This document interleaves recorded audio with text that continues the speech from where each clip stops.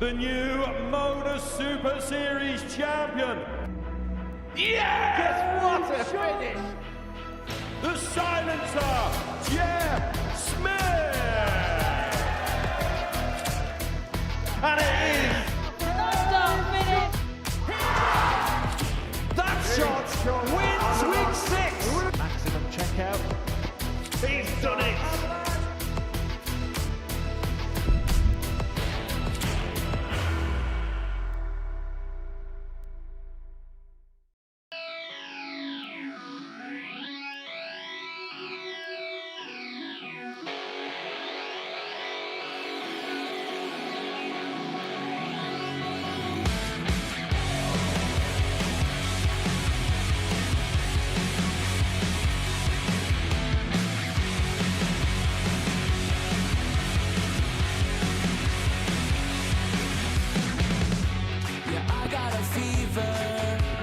On the finish.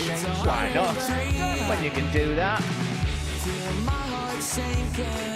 Shreds them. Richie Burnett though won't care because he is the fourth name into the hat. Oh, what a shot there from Vansky. And nail it. Job done. Lewis Gurnie will be our 5th place this Saturday night. Tops. Wonderful dance. Magnificent. He's not going to hit any darts whatsoever at the outer ring, and that's an 11 darter to finish fifth. The new Modus Super Series champion. Yes! What a finish! The silencer, Jeff. Well, there's big names and big games to come this evening. Welcome along to finals night. We've got some champions of the past and somebody looking to be a champion for the first time tonight. Hello, a very good evening and welcome along to the Modus Super Series here from the Live Lounge in Portsmouth. It's Saturday night and it's a Saturday night where we could see some history made. Jimmy Vansky gunning for a 5th title in this building. Jim Mchuan looking for a 1st title since he won a series in Series 5, and for some other players a chance to win their 1st ever title. It's a night littered with champions, and we've got 13 World Championships in the studio between the 3 of us this evening. Welcome Trina, welcome Glenn, great to have your company once again. And you look at this evening and you look at the atmosphere that's being built up in this auditorium. This could be a great night ahead. Yeah, I think it's going to be. There's a lot of support here for Vansky and Lewis Gurnie as well, and Dan Hans has got a few here as well, so I think it's going to be a fantastic night. And it's been a great week. It's been tight, every single group this week, from start to finish. Yeah, it's been great in the sense of drama. I don't think anyone's really stood out. Even Jimmy Vansky winning Group A wasn't at his blistering best. And Group C went down to the final leg. And Group B, you know, it was really tight throughout there. So I still think the best is to come. And with this atmosphere tonight, it should be a beauty. 6 players in action this evening, and this is what we're watching. Jimmy Vansky returns to finals night for the 8th time. Victory this season will put the popular Dutchman on a record equalling 5 weekly titles. Lewis Gurnie was the standout player in his group with the highest running average and most 180s in Group B. He'll be looking to continue this form on route to a 1st weekly title. Keegan Brown returns to a 2nd Super Series Saturday as a player. The Needle looked in fine form on Thursday and Friday, but can he continue that tonight? The ever-entertaining and effervescent Richie Burnett is back for Saturday number 3. The Prince of Wales has never failed to qualify for the semi-finals as he seeks Super Series silverware for the first time. Jim Mchuan is a former champion back into Saturday night, but looking for a 1st title since winning his Series 5 crown. Dan Hans is into a 1st weekly final at the 2nd attempt with solid scoring and the best finishing stats of the week. He'll fancy his chances of victory tonight. All 6 have had their tangible successes in the past, and the drama got underway in Group A, where 2 of the most experienced players at the Super Series vied out for the Group A titles. Jimmy Vansky and Steve Westrin. It went down to the very last game between the pair of them. There always seems to be a story when these 2 are with each other here at the Super Series, but it was Jimmy Vansky that was able to hold his nerve. Yeah, he just on the last day he just upped his game completely. Had two not so good days for Jimmy over the Monday and the Tuesday, and the Wednesday he just pulled out all the stops and played like we know he can. Is that what the great players do, Trina? When sometimes they're not at their best, they just know when to peak at the right time in competitions? Yeah, I think they find a way, and it's that little bit of more pressure and everything, they can deal with that better. And it's just about experience, I think, at the end of the day. Well, he's looking to match Steve West's tally for most weekly titles. In fact, if you put everything into the mix, this is where it gets a little bit confusing. He can actually level Andreas Harrison's tally of 6 titles altogether. Andreas Harrison's the only player to have completed the set of winning a weekly series and specials title.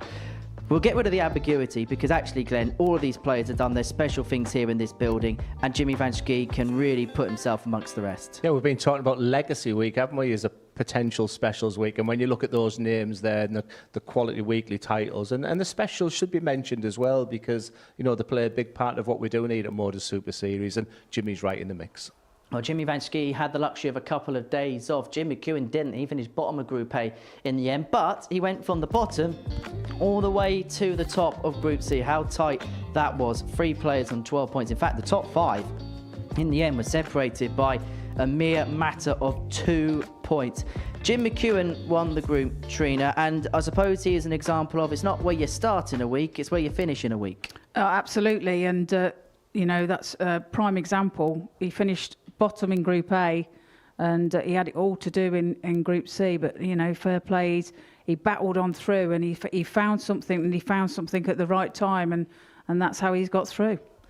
And this game against Dan Hans, for Johan Engstrom, only one result couldn't send it through. It was a full free win for Jim Mchuan. Well, we looked at the 3 of them, didn't we? And we said the one who's going to be the most happiest is Johan Engstrom in the practice room because there was only one result that was going to stop him qualifying, and that was a 4-3 victory for Jim Mchuan. Dan Hans needed 3 legs, and when he went 3-2 up at that point, it was almost like, I'm through now. And then Jim Mchuan pounced on that, had the darts in the next one, and for poor Johan Engstrom, he got the result he didn't want. You watched Dan in Group C on Thursday and Friday afternoon. What was your overall assessment of the way that he played? I like him. I really like him, and I bumped into him, and he was celebrating with the Chinese last night with his partner, and absolutely delighted he was. He's a flair player. He's a big scorer. But he's got weaknesses. He's nowhere near the finished article, and his weaknesses nothing to do with his skills and abilities. His weaknesses is more in his mindset. And there was a couple of times where he threw the toys out the pram a little bit, and that's an area of the game that he needs to improve on. I think the Saturday night's made for someone like Dan Hans. He's got people coming to support him tonight. Could be a dangerous floater. So, celebratory Chinese for Dan Hans. It was a celebratory pot noodle, wasn't it, for you at the lakeside? Absolutely. Yeah, beef and tomato, you can't beat it. What was your celebratory meal? We stayed at I think it was a Premier Inn somewhere, and yeah, it was a big meal there. And a fair few of them over the course of your career. Yeah. Talking of pot noodles, Richie Burnett was in Group B action. It was as if we planned that, and he finished 3rd in that particular group. It was Lewis Gurnie, the man from Lancing in Sussex, who won that group in the end. He was actually the outsider, Glenn, wasn't he, of the 5 players, but he was the most consistent from first start to last. Yeah, just got a chance to speak to him tonight. As a player, I would never like to be bothered, but I had a couple of questions to ask him because we wrote his chances off, and I include you in that as well because we looked at the stats, we did our prep, we looked at his development to results this week, and do you know what? He was brilliant. Big 180 hitter, excellent on the doubles as well, and a deserved winner of a tough group. What can we say about Richie Burnett that we haven't said before? Not a lot, I don't think, but I mean, he's such a character, isn't he? And he's another battler. He's been around a long time. He's got a vast amount of experience, and he'll use that tonight to get through. I think what was interesting was the way he was talking this week. He's been talking excellently, but I think the most telling thing was we were sat here late last night and we stopped our interview just to watch him practicing, and the throw was absolutely perfect. There was no kung fu kicks, the arms, his balance was absolutely spot on. But as soon as we said game on, it was almost like it just deserted him. And you could see the players, including Lewis Gurnie, who plays him tonight, shaking his head at him. My advice to Lewis is just maybe look at the floor and concentrate on your own game. Even with the experience that Richie's got right now, he's still looking at his game and he realises where his strengths are. He's still got those weaknesses he wants to work on. The knockout darts began early because we were here at, 1 o'clock this morning when Keegan Brown and Jamie Kelling went head-to-head? Yeah, I'm delighted for Keegan. I thought it was a really nice interview you had with him, actually, and this was a really important moment because Jamie Kelling is just one of the really nice players in darts that you want to see do well. But for Jamie Kelling, the damage was done on Thursday. He started really well yesterday, but the man in pink there, Keegan Brown, deserved it in the end, and he's got a good support here tonight, so there's a real plethora of support for each of the players. There's going to be a wonderful atmosphere, and when you come to experience, he might be a young man still, Keegan Brown, but he's got bags of it. Interesting as well, actually, the two players that dropped out of Group A to Group B didn't make it through. That seldom happens here. This is how tonight looks. These are the groups that are in play this evening. Group 1, Jimmy Vansky, Keegan Brown, Dan Hands. Group 2, Lewis Gurnie, Jim Mchuan and Richie Burnett. Those are the groups. Let's have a look at the odds, see what the bookies think about tonight. And I'm intrigued to know who you feel, Trina, is some of the fancied favourites tonight. They go off with Jimmy Vansky at 2-1. Is there anybody else that perhaps we should look out for this evening? Well, with Jim Mchuan having the week that he's had, I think he's probably peaking just at the right time, and I think he could be dangerous tonight. Is that what's so important here at the Super Series? Doing the right things at the right time and peaking at the right point in the week? Well, he's had to battle all the way through, hasn't he? And he's managed to do that. He's managed to get through on Group C, and now he's got himself to finals night, and now he's peaking. Have the bookies got it right with Vansky as favourite? Absolutely. I mean, he was my pick at the beginning. I'm not just saying that because he's favourite, but Dan Hands, he's the outsider of the lot. He's the one with a flair. How's he going to perform in front of a crowd? A challenge to a runner-up this year as well. I'm intrigued to see how he performs. Glenn, Trina, thank you very much. We're here from both of you in commentary. 18+, gambleaware.org if you're going to have a flutter on the Super Series tonight. Our first game is a meeting between Jimmy Vansky and Dan Hands, and this place is going to get a little bit lively in a couple of moments' time because their man is in action. He takes on Dan Hands, and earlier on this evening, I caught up with both players. Dan, last time you came so close to qualifying, how nice is it to be into Saturday this time? Over the moon. Absolutely over the moon. Can't believe it, to be fair. I was still shocked for a good few hours after and kind of really emotional about it, really, to be fair. I'm not going to lie. But no, I'm really happy. How tense, how tight was that last game against Jim yesterday? Horrible. I'm not going to lie. I knew what I had to do. But I mean, I know I made it look kind of easy going for that 70 checkout. But I'll tell you what, that dart for a double really didn't feel easy. I'm just glad it went in first, to be honest. Is it fair to say you're kind of ticking off a list this year? Obviously, the Challenge Tour final, a final here at the Super Series. You're doing things one by one. 100%, yeah. Love nothing more to win it today, to be fair. I know I've got the game, and it'll be a massive tick on the bucket list, not going to lie. Will this be kind of the big one, the one that you can look back at 2025 and say, yeah, that was my big achievement if you could win one of these tonight? 100%, yeah. This is probably my best achievement so far in darts, other than the PDC Challenge Tour final, but this one's definitely up there. Wish you all the best, Dan. Good luck. Cheers, pal. Thank you. Jimmy, this whole winning Group A business is becoming a bit of a regular habit for you now, isn't it? I wouldn't say a regular habit, but yeah, when I'm here, I'm trying to do that because 2 days off is very nice. What would be your overall assessment as to the way you played in Group A? A bit of a slow start, I think, because I went to the WDF in Spain. I didn't feel all too good on Sunday, so I took it easy on a Monday. I couldn't get into it pretty quickly. I lost 3 games. And then, yeah, I had to change something. So Tuesday I went for it, and it was a little bit better. And then on Wednesday I felt comfortable again, and it ended up me winning Group A. So in some senses, the break over the last couple of days did you the world of good just because of the fact you've been playing a lot recently? Yeah, 100%. I have been playing for 5 days straight. So 2 days off was, yeah, I was happy with that. So I enjoyed my 2 days. Into another Saturday. Your record here is very good on a Saturday. How much banter have you and Mr. West been having this week? A lot, actually. He's a super guy. I love him to bits. And we didn't actually speak about our titles here, but yeah, you can sense it, you know. It's like always on our minds, I think. So yeah, it's always nice with Steve West. What would number 5 mean to you? Yeah, a lot, I think. I want to be back for Champions Week because I really feel I've got unfinished business. So yeah, I want to win this week and then go back have a shot at Champions Week. Well, wish you all the very best, Jimmy. Good luck. Thank you very much. Jimmy Vansky. Jimmy Vansky. Jimmy Vansky. Jimmy Vansky. I love everything about it. It's a really nice setup. It's lovely to play here, and I made a lot of friends here as well. So I'm always feeling comfortable to come back over here.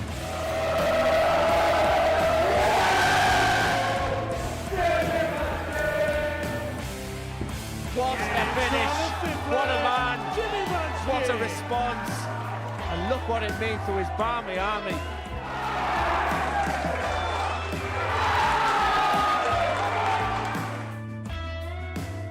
Double 15. And he gives them the reason to roar. Winning tournaments gives you a lot of confidence, and you always want to show yourself that you can do it. And if you do it one time, you can do it again and again.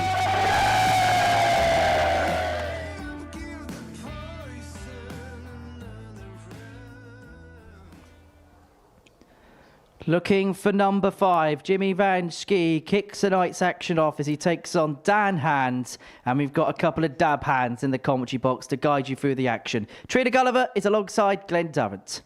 Thank you, Henry, and good evening, everybody. There's a special energy in the live lounge tonight. There again, when this man approaching the hockey, Jimmy Vansky, is in town, that is often the case. Has terrific, wonderful support who he acknowledges each time he comes here. Against Dan Hands, a young man from Walsall, a real flair player. It is the favourite against the outsider in this one, but they have met away from the Modus Super Series stage. They've played each other on a challenge to it this year. It'll be expertly refereed by Owen Binks, the best in the business. Well, he'll tell you there anyway. But in that game on the challenge too, it was Dan Hands who won the game 5-4. It wasn't a classic, but when I spoke with Dan Hands last night, he was very, very emotional. He was delighted to reach a Saturday night, and he said, Glenn, I've beaten Jimmy before. Jimmy to throw first. Game on! I'm not frightened to play him. The crowd are ready, and it feels a real honour to be in the comms box with the 10 times champion of the world. Good evening, Trina Gulliver. Good evening, Glenn. Well, what a start to this evening's play. A maximum from Jimmy Vansky. 125. I think it'll be played at a real good pace. Young dynamic players in this group one. Keegan Brown, Binney, other player. He'll be sat back watching here. But Trina, Jimmy goes into this as a big favourite in the competition tonight. He's almost made that stage his own. 100. He has, and he's got a lot of experience here as well. And you know, he tends to thrive here, especially on a finals night where he's got so much support in the crowd as well. 170. What an incredible start. Richard McKee. He played in Group C earlier this week. 51. And that's for a potential 11 darter. What a start this has been. Double 16. Good marker. 35. Oh, hands back on 196. 134. That's a good reply. Jimmy requires Leaves himself 60. 62 should he return. But double 4 now for Jimmy.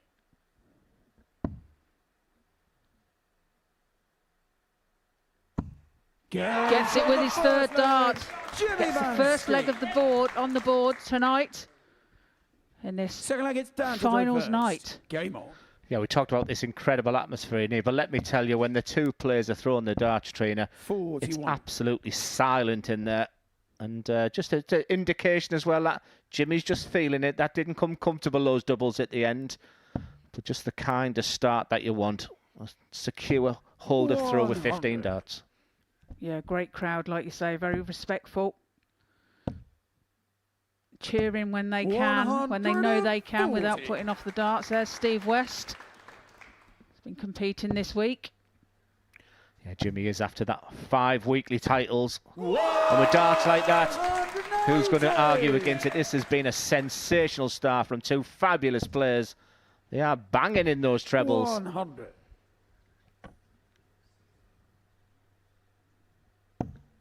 I asked Dan earlier, I said, Dan, can I ask you, how many tattoos have you got? He went, not enough.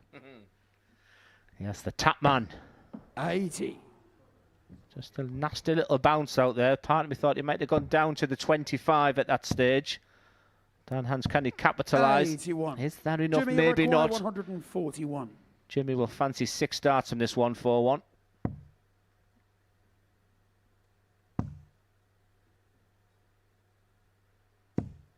$57. Dan, you require 139. 139 then for Dan. Can't finish now.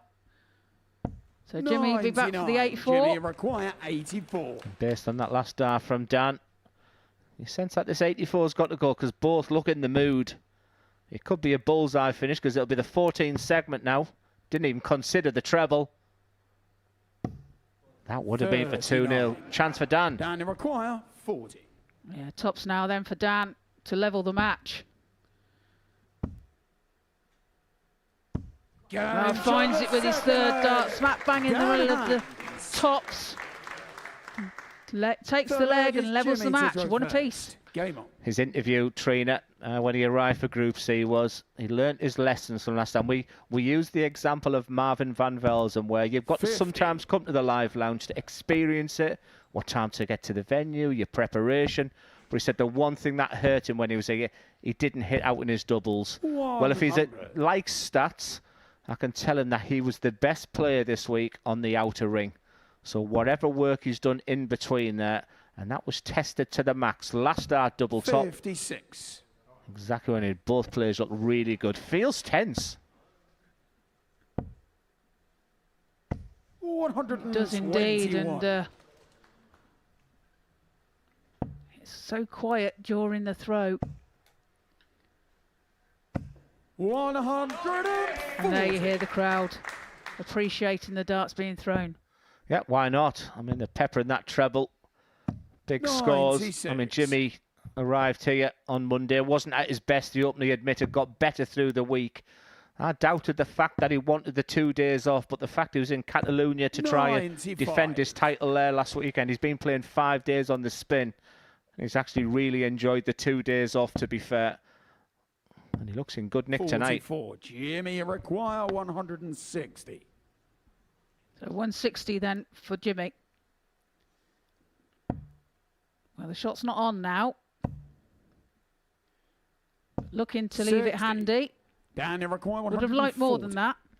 Yeah, it is a 2-darter, but part of me thinks that's really not enough because Dan is left on tops now, and this is an intriguing passage of play now. Really important moments for Jimmy Vansky.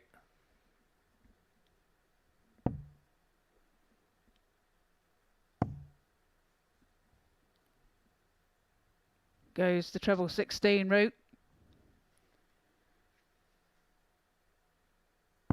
And finds the double 16. Great shot out there from Jimmy Vansky. For any aspiring young players there, he hits the treble 16. He takes a step back, never took his eyes off that double 16. And sometimes that can be the difference between the good and the great. He just used that composure and just a measured double 16 with his opponent sat in tops. That's why he's favourite to win it tonight. Back in the treble.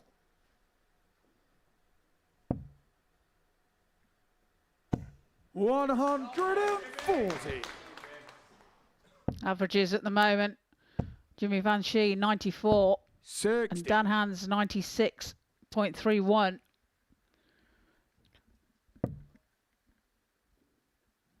Yeah, Dan really hasn't put a foot wrong in this game. 96. And his defence is it's still on throw right now, but he's 30 points behind, so he could do with a couple of trebles, especially after that first start. But doesn't he make the game look ridiculously easy? That throw is so simple, Trina. Yeah. Looks so smooth, doesn't it? 95. Leaves the fish. But you still make Dan Hans favourite for this leg, especially if you can find another treble or two. 58. Vansky's had some memorable moments on this stage. 170 will set this place alight, and it's on. That is a beauty. Oh, Jimmy! What a shot there from Jimmy Vansky. Takes out the big fish. Fifth leg, it's Jimmy. Leads to the go match by first. 3 legs to 1. Game on. It's a 12-dart leg, that one. He is the real deal trainer, isn't he? He's just got that wonderful combination of the trebles, the finishing, the 97. under pressure as well. But also he's demonstrating that calm composure that you need to lift another title here. Yeah, absolutely. And I think 60. Jimmy really enjoys having the crowd here as well. You know, he's got a lot of support. And just remember that they've played in silence all week. And it's very 60. different again when they come here on the Saturday evening. I tell you, I like that snarl on the face of Dan 98. Hans. I don't think he deserves to lose this game 4-1, but that would be a worrying thing. A 4-1 scoreline really would benefit Keegan Brown in that situation. So every leg, he's got to keep on fighting and scrapping. 60. He hasn't done an awful lot wrong.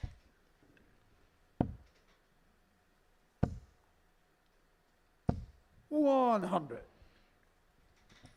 I get the sense, trainer, people are just enjoying the darts tonight. I think we're going to see some thrills and spills, but it's full of quality, and I didn't say that about the week. Not only a 180 from Jimmy, but all on a pinhead.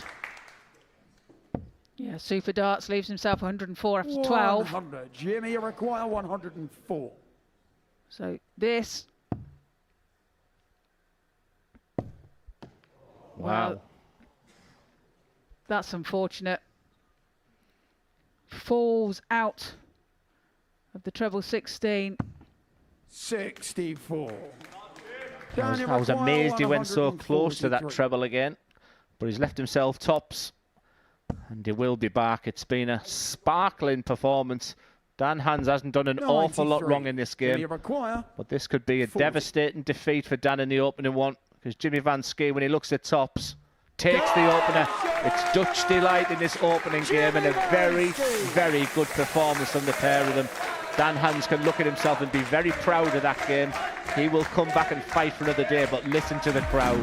For Jimmy Vansky, that crowd is like a fourth start for him. He quickly goes off.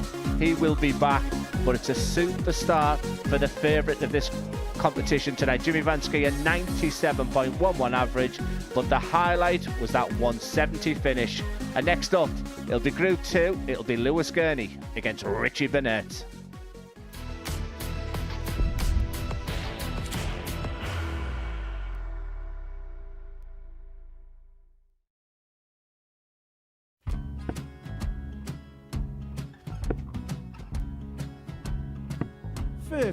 Charlie require 164.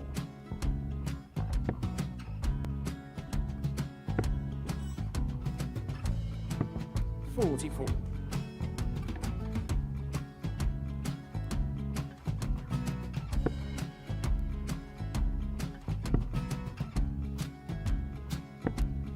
32. Charlie require 120. Well, 120. He's got a fair, at least 2 handfuls at this. Just needs to stay 60. there. That's a good shot. Halves his score. Leaves himself on a 2-darter.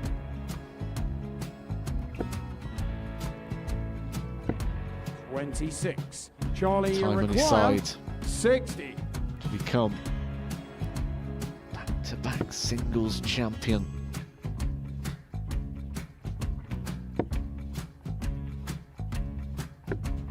$40. Definitely a couple of nerves in those last 2 darts. But he'll be coming back. It's a moment he's been in before this situation. Standing at the back of the 81. stage, Charlie approaching the requires Yoki with a 20. chance to win the title.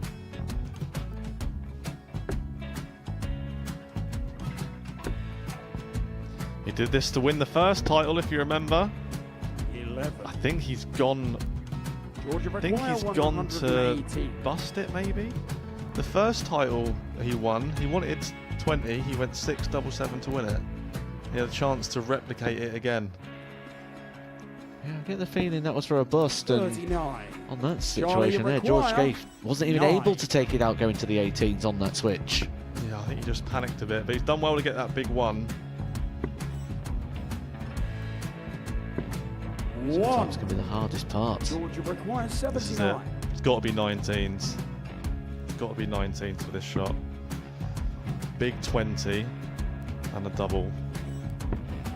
He's got the first one. He's going to get a match dart here.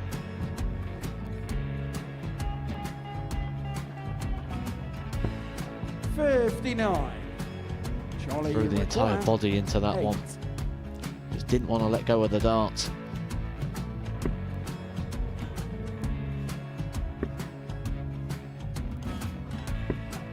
No score. He's given George a chance. George require 20. I think George has been quite good on double 10 today.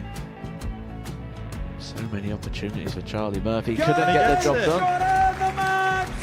And the Red Dragon George Modus Skate. Super Series Influencers Champion, George Skate!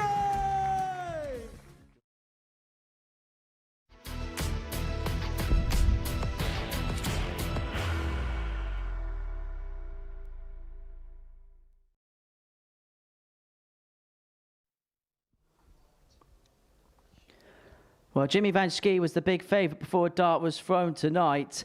Dan Hans provided a real test in his opener, but this big fish finish to put him 3-1 up really did pull the game in his favour. A 4-1 victory in the end for the bookmakers' favourite to win tonight gets his evening's worth of action underway. So this is the order of play for this evening. We'll kick off Group 2 in a couple of moments' time as Lewis Gurnie takes on Richie Burnett, and let's hear now from both players. Lewis, some really good stuff from yourself the last couple of days. You must have been really pleased with how things went in Group B. Yeah, no, happy with how I've played the last 2 nights. Couldn't ask for much more, really. So, yeah, looking forward to tonight. Going into the group, you were kind of the outsider, according to the bookmakers. Did that kind of give you a little bit of a free roll, so to speak? Yeah, I suppose so. I mean, I just always come here and I just hope to play well and see where that takes me. And it's worked so far, so yeah. Where would you say your games at the mill? So we've seen you play for England this year, had success of England this year. Where would you say your game's at this present moment in time? It's quite up and down at the moment, but more up than down, which is always a good thing. Just got to try and find that bit of consistency to really push forward, yeah. Into another Saturday. Last time we saw you here, it was okay, but maybe didn't quite go to plan. Would that be fair to say? Yeah, I mean, I've played really well in both games and lost 4-3, run off a 95, I think it was, over the 2 games, and just didn't get through. Just the way it goes sometimes. Hopefully try and put that right later. Would that give you a little bit of an inspiration going into this evening, maybe a little bit of a target? Yeah, I suppose so. Just like I said, just try and see how it goes. If I play well, I've got every chance. And what would winning one of these mean to you, one of these Super Series? Yeah, no, just be a dream, really. I see so many of my mates doing well here and just want to try and put my name on it as well. I was going to say, you win tonight, level with Thomas, level with Jared, you can have a bit of bragging rights, yeah? Yeah, maybe. Well, I wish you all the very best, Lewis. Good luck. Cheers, Henry. Richie, is it fair to say that this week's been a little bit up and down for yourself? Yeah, it has. I'll be honest, I got through, and that's the main thing, to get through. Playing at night, because I've been here so many times, and I like playing in the day. It's a bit difficult, but because I just can't keep still, I've got to be doing something. So now today, I've just been lazing around and all, and I've come here and I'm aching all over because I'm lying on the bed and I'm doing what I should be doing. I should be, but I am here, and that's all. What's pleased you? Yeah, I know, I went about that right now. I did, yeah. What's pleased you the most this week so far? Winning decisive legs when I've had to. That's been about the only highlight. I've been inconsistent scoring. My mind has been wandering, but that's always the case. But it's been more so this week. So yeah, it's just winning crucial legs. So into tonight now, in terms of getting here, you've been getting close about kind of crossing the line. Obviously, you had one on your own. You've had a couple with Kurt. How nice would it be to actually get one over the line, have that trophy finally? Yeah, because like I say, maybe we're all here to win, and you can get into a rut where but a nice win will do me the world of good, I think, and I'm trying, and I'll keep trying. I get the sense the spark's very much there, isn't it, still? Yeah, I love the game. I love meeting people. I love putting a smile on faces. But when I play to win, and I try to give the respect, because I'm animated on the hockey. It is quite different. I can understand, but I play fairly, and it'd be nice to to come away with a win. So hopefully, you know, who knows? Wish you all the very best as ever, Richie. Good luck tonight. Thank you very much, Henry. Thank you.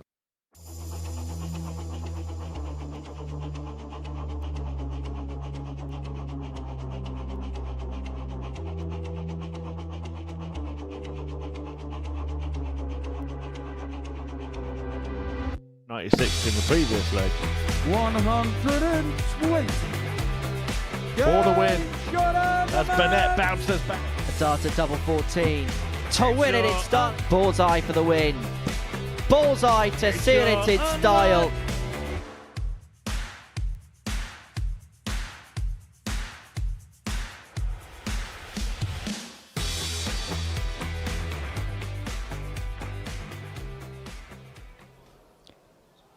Well, Saturday night is all about entertainment, and Richie Burnett brings it in bucket loads. He takes on Lewis Gurnie in the second match of the evening with Glenn and Trina. Thank you, Henry. Here we have Lewis Gurnie, age 24 from Lancing, not too far away. And Richie Burnett, the 58-year-old from that place there. So this is going to be an exciting game. Lewis, England international. And Richie has played many a game for Wales in the past. That's our referee, our new referee, Anton Mays. He's done a sterling job this week. Lewis to throw first. Game on. Lewis with the throw. 60. Yeah, twice they've played each other already this week. It was Lewis Gurnie that top Group B, with Richie finishing in third in Group B. Both games went to the younger player. I thought he was absolutely superb, Trina. He came into it where, statistically, it was very up and down. His interview beforehand didn't give me the confidence that he was here to win it, but he produced the goods and won 6 of his 8 games, and Group B is always tough. 180. And a great shout of 180 there from Anton, who's Richie Burnett. I think he believes, Trina, that 100. he's not a million miles away where he wants to be, and he fancies his chances to win a week here.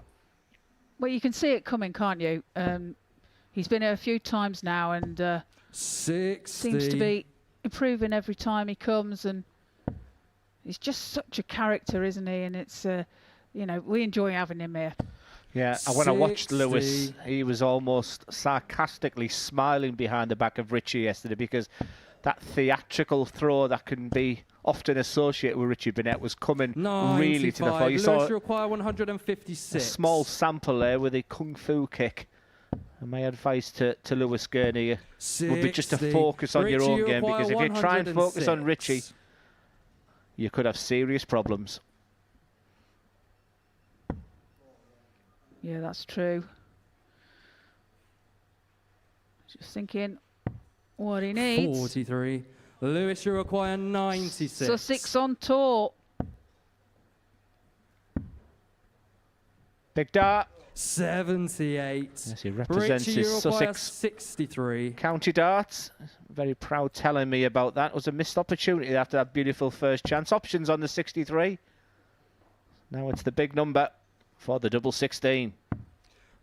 47. Lewis, you require 18. Not to be this time, so chance for Lewis to take out this 18.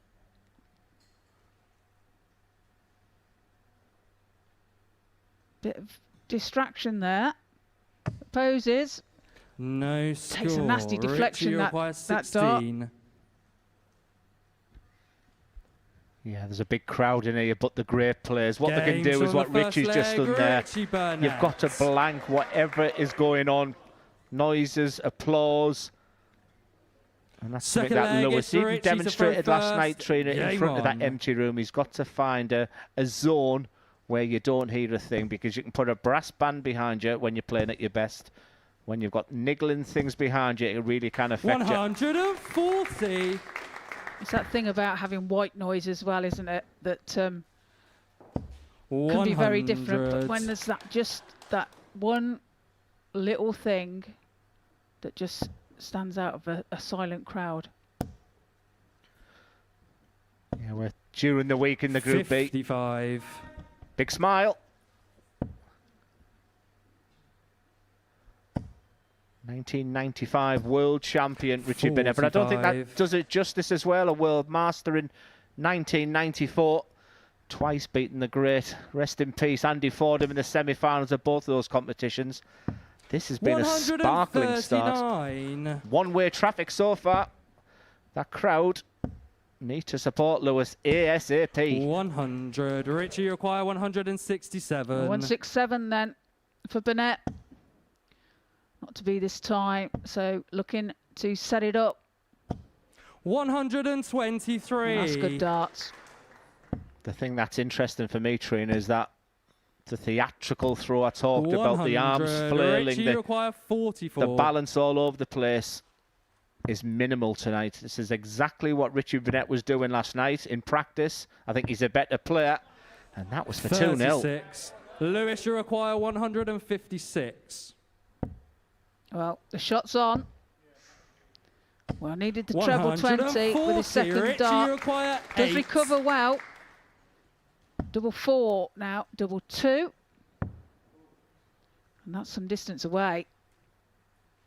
But he finds it with his third dart. Richie Leads this match by 2 legs to 0. Yeah, that's a good sign, isn't it, for a player when Game on. you miss a target by so far. It's incredible how many times that happened, that the next one goes right smack bang in the middle. I just kept my eye on Lewis Gurnie. It was just a shake of the head of what could go wrong, has gone wrong so far. He has been brilliant this week, Lewis Gurnie, and needs to find something because, as I mentioned in the previous game, the big winner would be Jim Mchuan if there's a one-sided victory here.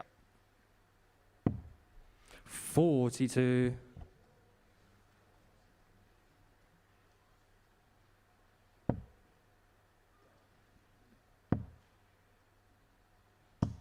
43. I think with Richie, when you say about his throw, I think when he's a little bit under pressure, he starts to kick out more, doesn't he? And, you know, if you stood behind him, you need cricket wicket pads and a box. Yeah, I'm saying now he did kick one player this week, which we did have a smile about.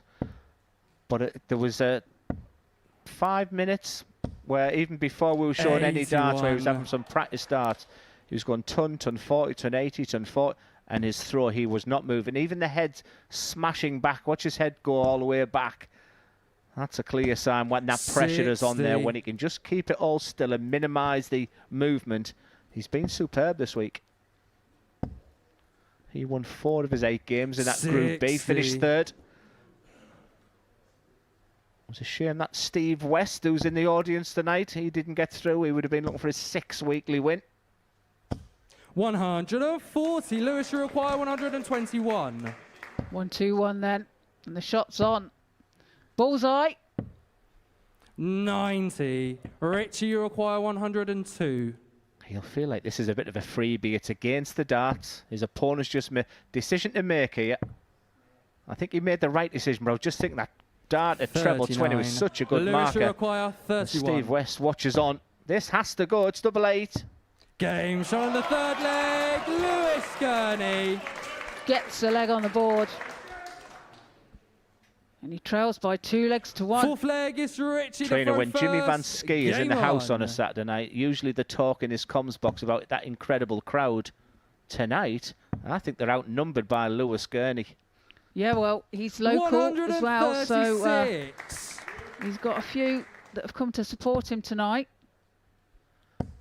He has that rock and roll motion just as he's going. You can see when he gets it right, his 140. rhythm's been really good. But the Prince of Wales is putting on a really good performance. I don't think the statistics and the average do the game real justice. This is a proper matchup. Yeah, and there you see with the last start of Richie, where he kicks out with his leg. 60. A real snatch of the dart.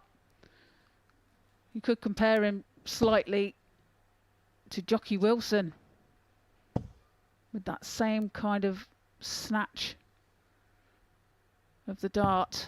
39. And that last one there.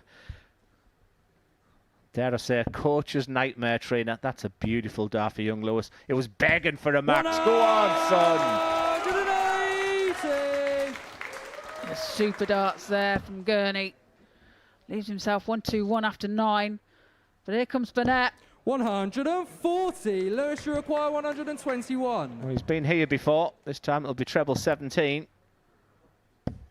And another 57. important passage Richie, of play you because it's require on the throw of Burnett. 86. He can go one away with this. Treble 18 will be the desired target. He'll stay there. For double 7. Big dart. I like that, Richie. Yep.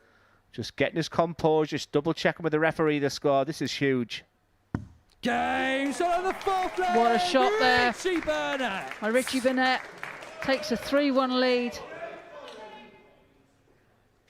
5th leg, it's Lewis to throw first. Game on. And Lewis in a spot of bother. Really needs to win this leg 134. to keep the game alive. When you have a look at his CV in the mid-90s, Richie Burnett, it's up there with the very, very best, but he was a Challenge Tour winner. 44. Only in 2024 last year where he beat Darryl Pilgrim, a real legend here at the Modus Super Series himself. He's gone on to be a professional player now, so that winning mentality is definitely still there. He dabbled in the senior darts as well, reached the semi-final of the Champion of Champions. And he's match sharp, is Richie. 97. He seems to be on this stage an awful lot. He's used to the circumstances, and I think he's dealing with the crowd trainer very, very well. 140. Yeah, they're very much on Gurnie's side, aren't they? 60. Lewis, you require 131. But as a player trainer, I used to like being the one where I just needed to hear one voice. I used to like going against the big crowds. Yeah, it's 79. just takes when you're young though, when you know there's, although he's a young lad, he's got quite a lot of experience. However, there's still, you learn after every game and during every game. So, you know, dealing with the crowd Lewis, and dealing with little things can make the difference. And then he takes out the 52 Gurnie. to get another leg on the board. He trails by 3 legs to 2. 6th leg, Owen it's Binks Richie does to throw love himself. first. Game on. Good game, this trainer. It is a great game. Now we find Burnett throwing for the match. 140. And that's a great start by him. I think Richie Burnett has been excellent. Not the fact he's just a mid-80 average, not the fact he's had the 1A. I just think he's handled the situation 41. incredibly professional. And that's not a term you often associate with the Prince of Wales.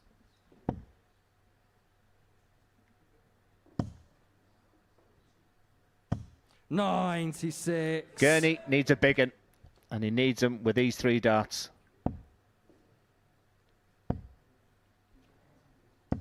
$81. Oh, he could have done with another treble there. Just another dynamic here for your trainer. He's playing Richie Burnett tonight and Jim Mchuan. I mean, 2 very experienced players. I mean, he's going to be really tested against Jim because of the pace. 100. Maybe not the ideal group for Lewis Gurney, because he hasn't played that bad in this game. I just think we've got to give credit to Richie Burnett. 121. Yeah, I agree. That's a good 1-2-1 from Gurney.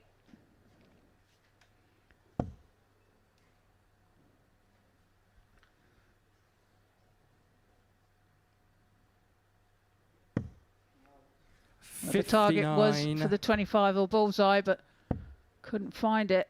And Gurney really needs to put the pressure on here. Yeah, he's left the door ajar slightly, hasn't he? But 2 trebles you felt was needed there. Richie, I'm sure, will think he's got 6 darts in this 106.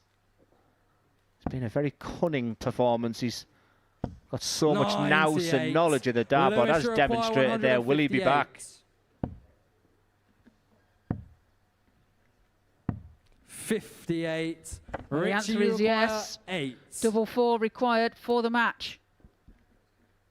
It's a stellar performance from Richie Burnett. Very, very mature. He used all the experience in the world, and what a great touch there from Lewis Gurney. demonstrated all the sportsmanship in the world, but take a bow, Richie Burnett. You don't always associate the type of superlatives we've used for Richie Burnett in that game, but he dealt with that crowd well. He dealt with Lewis Gurnie well. Excellent averages, really good on the doubles. Richie Burnett is up and running. We go back to Group 1 now, and we see Keegan Brown for the first time tonight. He plays Dan Hands.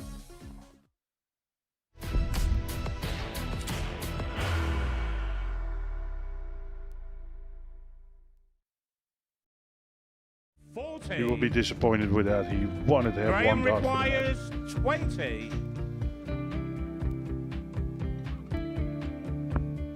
Graham Usher wins the first game of Champions Night, and it was an absolute ripper. He hit one of them on tops. He missed one on double 12. Which one is it? It's the hit. Outside opportunity for Andy Hamilton.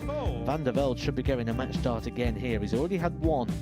Mr. Dart at tops for the match to win 4-1. And he Dart at double 16 gets the job done there for Jurgen van der Velde. He gets over the line with a 4-2-6. Did he go for tops, or did he just overshoot the single? Jimmy doesn't care. Jimmy just looks to eat this up to make the semi-finals for the second time. Adam Gablas has been eliminated.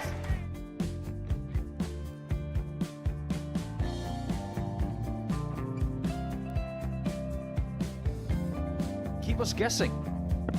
This time he's trying to leave double 18. He knows best, and he takes the lead. He's 2 darts away from a Super Series final. He's 1 dart away. He doesn't need any more darts. Jeff Smith makes the Series 11 final.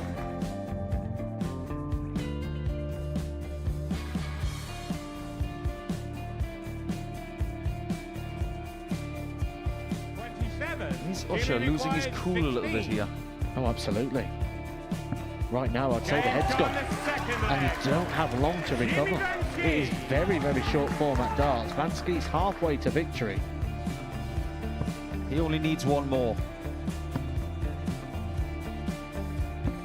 Jimmy Vansky is yet again into a Modus Super Series final.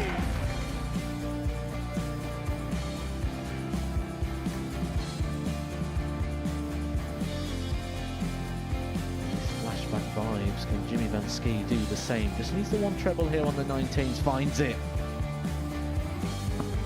For the ball. 101. Oh, unlucky. A lot of pressure on it. He's going to split it. 2 darts for double 4 for the match. Game. Shot. And the Modus Super Series 11 champion, Jeff Smith.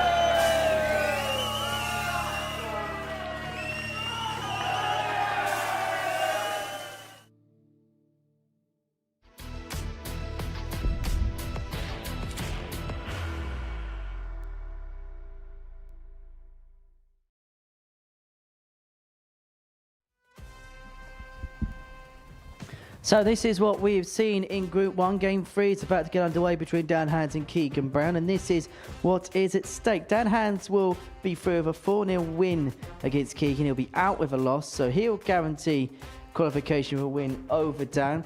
While to Jimmy Vansky, he will guarantee qualification if Keegan Brown beats Dan Hands. Let's hear from Keegan now. I caught up with him earlier on this evening. Keegan, is it fair to say it's been a consistently inconsistent week for you so far? Yeah, in a nutshell, yeah. In terms of the whole Group B campaign, what has pleased you and what do you feel like you have to improve upon? I think the thing that's really got me through is the experience and having that little bit of bottle where, you know, you get a bit of meat in between your teeth sort of thing. But yeah, it comes together, and, you know, to be fair, I'd be moaning if I was on the comms box tonight, wouldn't I? So, but yeah, thankfully I'm playing tonight. Went down to that last game against Jamie yesterday evening. You mentioned experience. Was that what it was all about, that 1-game knockout? There was no permutations in play? No, definitely. I think sometimes, you know, the best players in the world They know what to do at the right time. I'm not saying I'm the best player in the world, but I know how to win. And then, dug my heels in and got the win. And it's kind of been the story of the year, because actually you look at some of the ones you've had, a couple of Challenge Tour finals. When it's there, it's very much there still. Yeah, definitely. It's just a little bit more inconsistent nowadays, but I'm still enjoying the game. And as long as I keep winning, I keep playing. So we've had a couple of commentators win here before. We've had Mace, Devon. Yeah. Could add your name to that list. It wouldn't be a bad thing, would it? Hey? No, to be fair, I'm very fortunate with obviously what the Super Series has done for me, both in the comms and playing. So I'm involved in darts, and that's all that matters. Right, wish you all the very best. Keegan, good luck. Thank you, Henders. All I want to do is just go up there and feel confident. All I've ever done is play darts, and I could not be part of darts. It's 99% of me, and I couldn't just walk away from the game. To reel it in.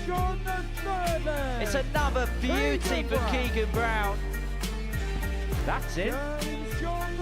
What a finish. 112 finish in the first game for Keegan Brown. Looking at a 1-0 lead, a superstar. Keegan Brown. Keegan Brown opens up a 3-1 lead.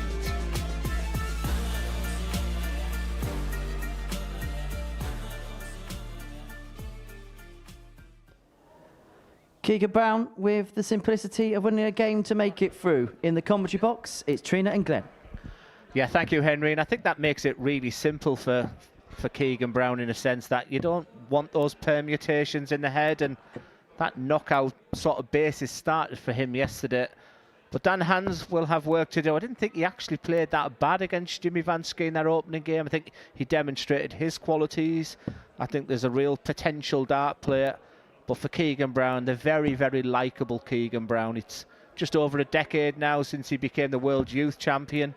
He has reached the last 16 of the PDC World Championships, and he has a glittering career, but he's a genuinely good guy. And part of me, Trina, wants Dan Hans to win that, because when he won last night, he came up there and gave me the biggest kiss I've had in 10 years.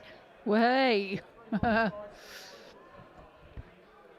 it should be an interesting game, this, and two nice guys on the hockey. Yeah, Dan will have to think, and a 4-0 victory. I mean, it's probably not on the agenda there. I think he'll just want to win the game and then hope Jimmy Vansky can do him a favour there. First leg, it's Dan to throw first. Game on! Again, listen to that crowd once again, because Dan Hans has brought a great contingent with him. Keegan Brown's family are just on the shoulder over there. There's his partner, Roz, you can just see. There's the fan club of Keegan Brown. I met him early, shook my hand, maybe too much. Got a strong grip. 78. I certainly haven't. But fast, fluent throws is what I can guarantee in this game. Very elegant, very aesthetically pleasing to watch both of these throws. And what I like about Keegan Brown, sometimes in darts, Trina, you have to take a step backwards to move forwards. And in the amateur game right now, the Modus Super Series gives you that platform. Yeah, absolutely. Gives so many people that stepping stone that 140. so many players need, and it gives you the experience of playing in front of the cameras and in front of a crowd as well on a Saturday evening, should you be fortunate enough to 85. qualify for that. 161. And it's just a fantastic way to start 81. your experience. A super quick start here from Dan Hans, already down to a finish after 12 darts. It is on his throw, so Keegan won't panic just yet, but he could do with finding a treble. 58. Because the failure there means that Dan Hans has got 80. at least 6 darts on this 80, so you want to stay straight. And straight he does. He gets the Brucey bonus in the treble, and that's a clean, clinical kill. And the opening leg for Dan Hans, a rapid start, Second Trina. leg, it's Keegan to throw first. Game Yeah, on. indeed. Great darts from young Dan. And Keegan 78. finds himself 1-0 down. Was of holder throw though, so looking to 100. take another leg. That's a good start. Yeah, I met the pair of them at the challenge tour, and how different can you get for the pair of them, because Keegan had this big smile on his face, sat on the table with Merv 85. King, enjoying himself. Dan Hans arrived with his partner, only to find out that his entry was not accepted because he didn't agree the final page, and he was devastated. He was sat in a decent position for possible invites to the Players' Championships. That added match practice in preparation for the Modus Super Series, and there was absolutely no one could do to help him there. So contrasting preparation for the pair of them. Yeah, how disappointing. 100. But he's putting on a great performance here. Well, I won't get too excited over the averages at that moment, but Dan Hans is just shy of 110. Down every 161. If this goes, he'll maintain it. 57. Keegan never Keegan requires 63. gets a chance of the 63.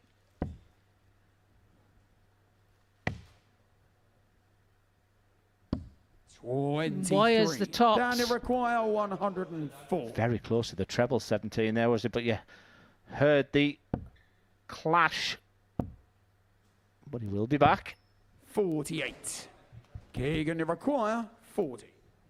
Top sent for a holder throw. Double 10. Finds it with his second dart and does indeed hold his throw.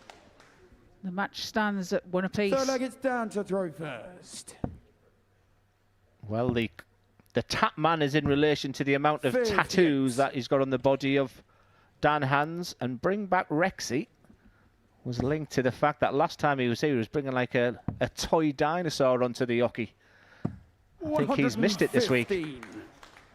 Yeah, I asked him earlier what that was all about, and it's because he loves Jurassic Park and them sort of films. So yeah, T-Rex. Yes, the initiative has quickly changed to Keegan Brown. He's dealt with the situation very well, because it was a blistering start from Dan Hans.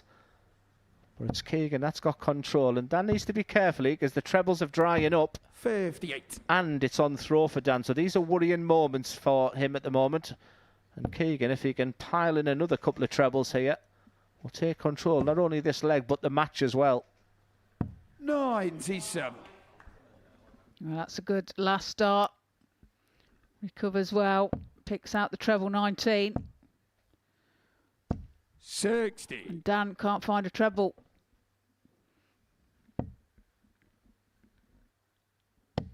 Crowd are brilliant, by the way. Silence when the players are throwing, when the doubles are going in. They may even take the roof off later. Wonderful atmosphere in that. Perfect dart for Dan. Is Dan the man? He certainly is. He fires in a maximum. First of the match. Keegan, shot at 136. Can't be done now. That's some way off the target. So Dan will be back for the 88. Dan, you require 88. Well, it was a clean kill on the 80 finish in leg one. That's a beautiful first dart again.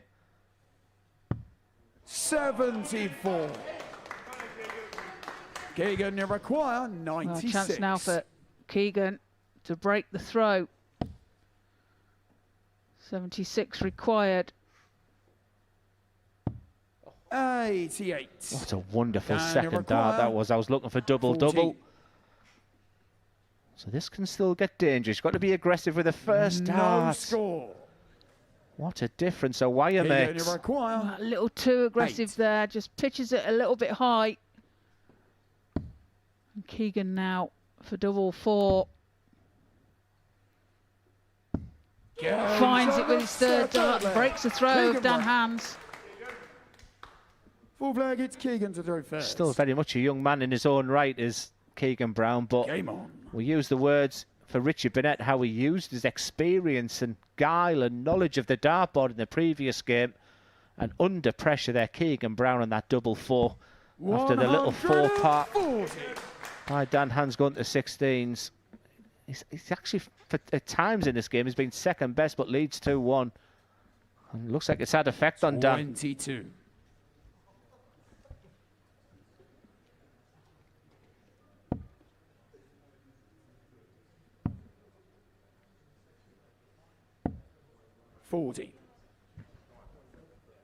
So just a reminder, Dan cannot directly qualify whatever happens in this game. He would need a little bit of help if Jimmy Vansky, if he can get over the line and beat Keegan Brown. 59. He had to beat Keegan 4-0 or 4-1. And for Keegan, the situation was simple. If he beats Dan Hans, he will join Jimmy Vansky into the semi-finals. And the way he's playing, that looks like it might be the case. 74. Yeah, leaves himself 147 when he returns. 58. Keegan to require 147. Well, I thought we might have seen his best mate, Richie Howson, who's a wonderful snooker player in his own right. Would have been nice if he could have got the 147 maximum. 59. But he'll take that. Leaves a 2-dart to Dan Hans way back. 75. Keegan to require 88. He's not quite finding it. 88 now for Keegan. 56. Well, chooses to go that route because Dan is way back on 287. So the shot wasn't pressurised, but now it is. 180. Puts in a max. Keegan to require 32. As a dart player, that can frustrate that you've left your darts when potentially the leg is over. Edit. The leg is over. 3-1 Keegan Brown, and we wax lyrical about the performance of Richie Burnett in the previous game, and he was round about that mid-80 average, and that's roughly been the same for Keegan Brown. It feels, trainer, like it's been a better statistical game than that, but the most important thing is just get me to the semi-finals. He's a leg away. Yeah, absolutely.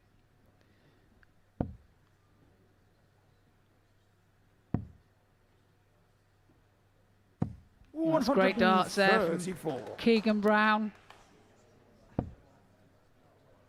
It's off to a great start in this leg.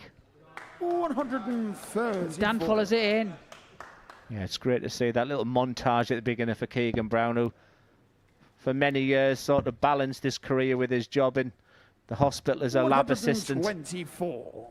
But like I said, it's been that glittering career that he'll want to get back to there when you've sampled the biggest stages in the world like he has. 135. And he's using the Modus Super Series as a way of getting back to where he wants to be. But he's been tested here about Dan.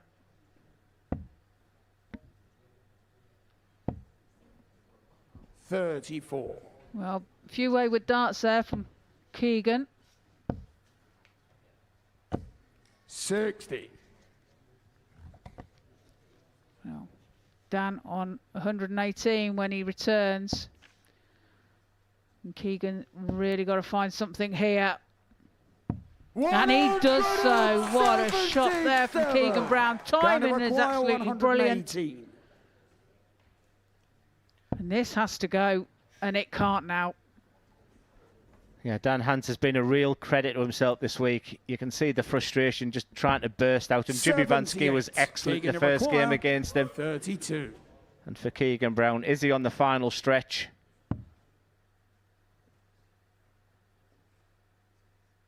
Semi-finals sorted for Keegan Brown. He will join Jimmy Vansky from that Group 1. And for Dan Hans, that's the end of what's been a progressive week for him. There is definitely a dart player in there, and he will continue to learn. And for now, we'll say goodbye to Dan Hans. For Keegan Brown, he is through. He still has one more game to determine who tops the group in there. But that mid-80 average, good on the outside ring, was exactly what Keegan Brown needed. As we go on to a very experienced match in Group 2, it's Burnett against Jim Mchuan.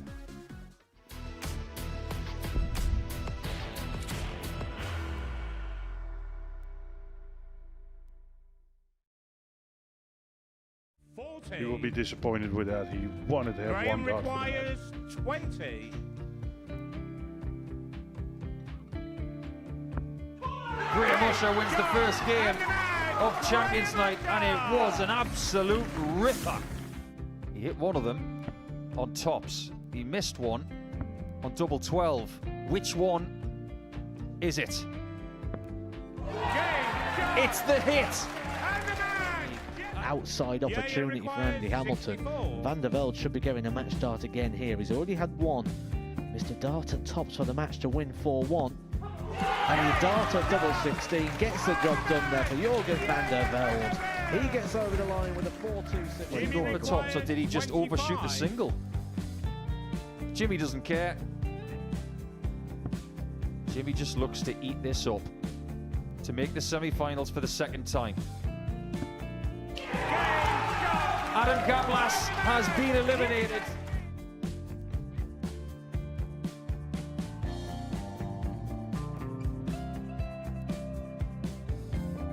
Keep us guessing. This time he's trying to leave double 18. He knows best, and he takes the lead. He's 2 darts away from a Super Series final. He's 1 dart away. He doesn't need any more darts. Jeff Smith makes the Series 11 final.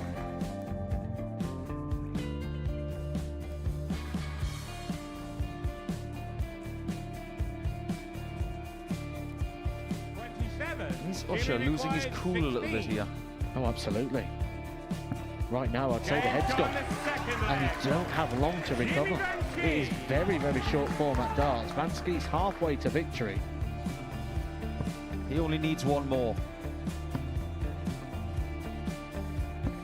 Jimmy Vansky is yet again into a Modus Super Series final.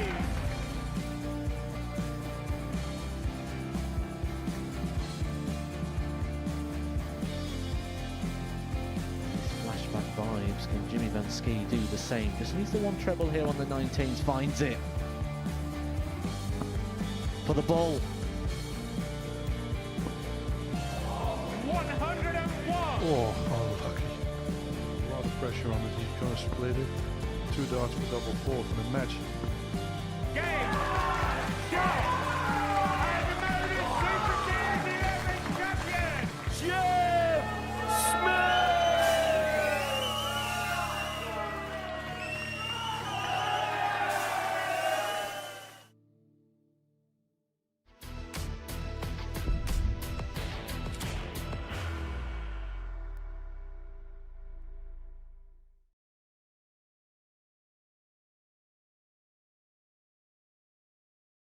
Brown wasted no time in qualifying through to the semi-finals. A dismantling of Dan Hatton's by 4 legs to 1 means that he's going to be heading home, and both Keegan Brown and Jimmy Vansky will be into the semi-finals. Fair to say the decibel levels will go up as the evening goes on. This is what we've seen so far. Still 3 more matches to go in the group stage, and next up is a meeting between Richie Burnett and Jim Mchuan. Let's hear from Jim. It's his first game of the night, and I caught up with him early on this evening. Jim, dramatic afternoon yesterday, went all the way down to that last leg against Dan. Just tell us in your own words how that felt. I felt confident. You've got to feel confident in your ability anyway. So yeah, a bit nervous about it, which I don't usually get nervous. And yeah, it was a close one. How would you describe the week overall from your perspective? Oh God, it's been a tight week. A long week when you're here Monday to Friday. But it takes a bit out of you when it is that close. But up for this tonight. In some ways, the fact you got out of Group C and you've actually had a whole day to kind of recover, has that done you a bit of a favour? It has, yeah. I had a bit of a sleep today, which I don't usually do. So, yeah, it's helped. Hopefully it helped a bit. It's been a good year for yourself, 2025, but it's been a little while since we've seen you in the winners enclosure. How nice would it be to finally get another one of these under your belt? I've not done very well since I won Series 5. Let myself down quite a lot. But I still love it every time I come here and get excited. But you can't not love it and get excited when you come here, though. A big crowd here tonight, and I know from your previous experiences you flourish under this. Oh, God, yeah, especially when they're against me. So I need to try and keep them quiet. Well, we wish you all the very best, Jim. Good luck tonight. Thanks, pal.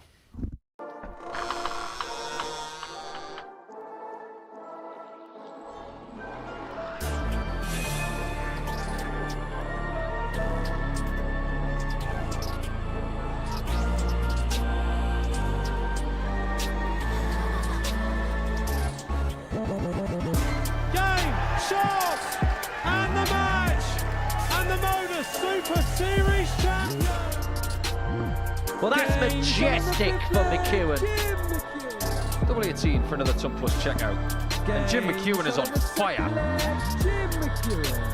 Supreme. Beautiful dart from Jim Mchuan.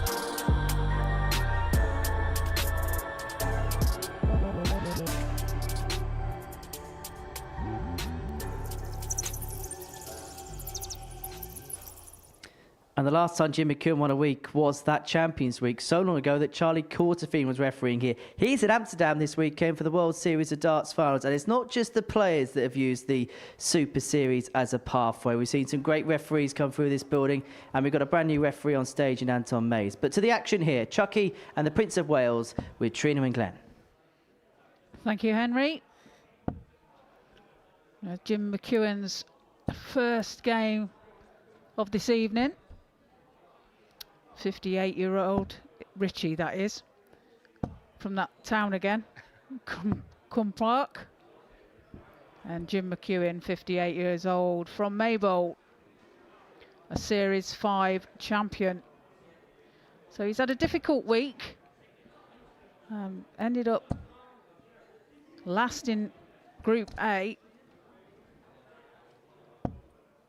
but has got himself through to the finals this evening.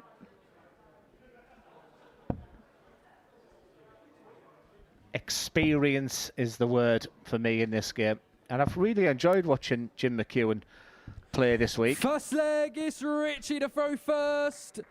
Game on! In a sense, that last time I was here, I thought there was maybe a couple of issues with his throat, but it's been far from that, and I think he's got better as the week. You commentated him on the Group A campaign, a chaotic Group A where we had so many different winners and leaders of that. It was just the most bizarre Group A, and it didn't go perfect for him in Group C, and really had to leave it to the last leg as he went into that unbelievable game with Dan Hans needing to beat him. It went to 3-3. It meant that Dan Hans was through. And then Jim just pulled out a last leg decider. And he showed a little bit of emotion as well, Trina, which you don't often associate with Jim McEwen. Plenty of emotion from Richie Burnett, who is in order today. He's been superb tonight.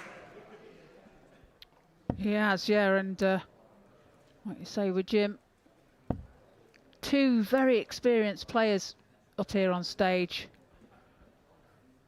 playing now. And I think Jim's just got through this week, just drawing on all that experience and just never giving up and fighting all the time. He looked so dejected in Group A. 100. Finishing bottom, like we said. But he's picked himself up and got himself here. And that just shows the grit and determination that he has, and like I say, his experience has got him there. Yeah, and I think that grit and determination's an important attribute as well to have. He's steady, he's composed, he has that mechanical style that he doesn't change for anybody. He's a proven winner on that stage. It was interesting to hear him talk about the fact that since that Series 5 winning, wasn't it great to just share that moment again on that VT Pride, that things haven't been great for him since. But I've seen enough from him. He's doing really well away from the Super Series. Richie, you require 102. He's won in the Isle of Man the past last year and this year. He's won on the England Open in 2025. And let me tell you that that's a tough competition to win. So he's in decent shape, is Chucky, but not so decent shape in this leg.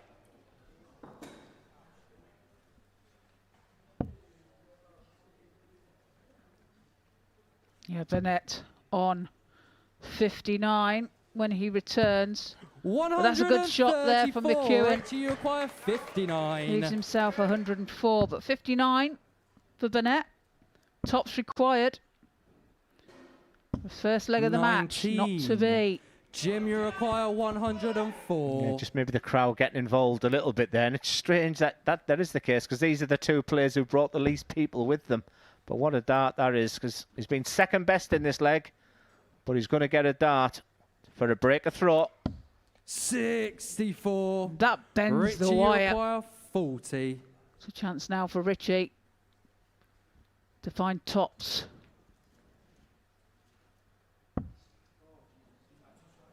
And that's a loose dart. Can't find the double 18. It's a chance for McEwen. 40. Hey, let's frame that up the borough.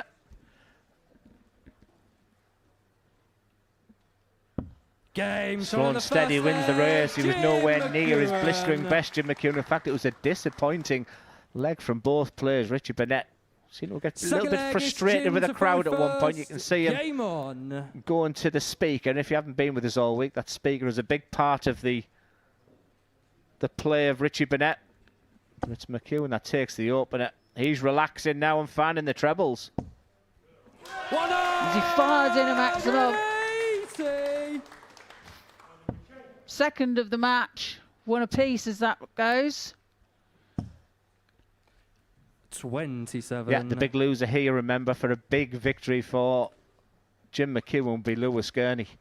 So we'll keep you up to date with the permutations of what could happen, but Richie Burnett is all over the place right now. Lewis Gurnie's probably thinking to himself, give me Richie now. Yeah, going back to the 83. speaker issue, Glenn. It's his best friend, isn't it? Well, he doesn't answer back to him. That's one thing. That's why it's his best friend. 100. Again, he keeps looking behind, doesn't he? I'm not really sure what's going on. It certainly have nothing to do with Jim Mchuan anyway. That we can take out the equation. Absolutely.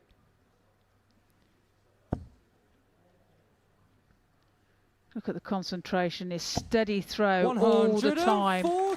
Like you said, Glenn, nobody will rush Jim. Very methodical. It's one-way traffic right now. 57. This for a potential Jim, you require 11 darter. 98. 19 darts was enough in the first leg. Richie Burnett is just nowhere near the levels he's at in the opening game. 78 points left, so treble 18 will be the shot for Jim. Just needs to be careful not to bust the scores. The only thing on the mind is the dart player there. 58. Very conservative. Yeah, he has plenty of time.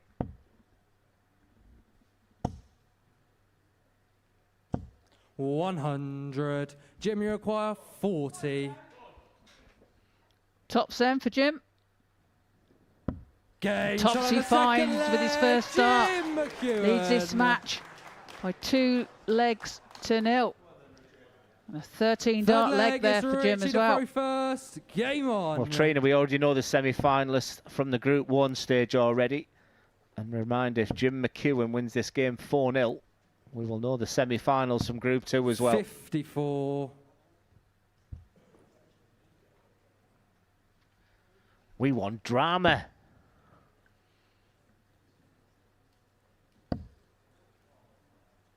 Well, that's one thing that the Modus Super Series provides every week. 83. Week in, week out.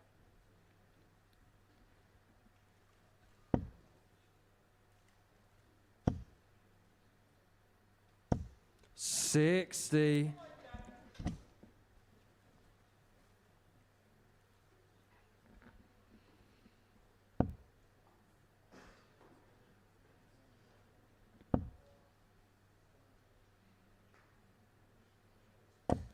$100. Nice and steady. I did say at the beginning of the show, trainer, that Jimmy Vansky for me was the favourite to win the night.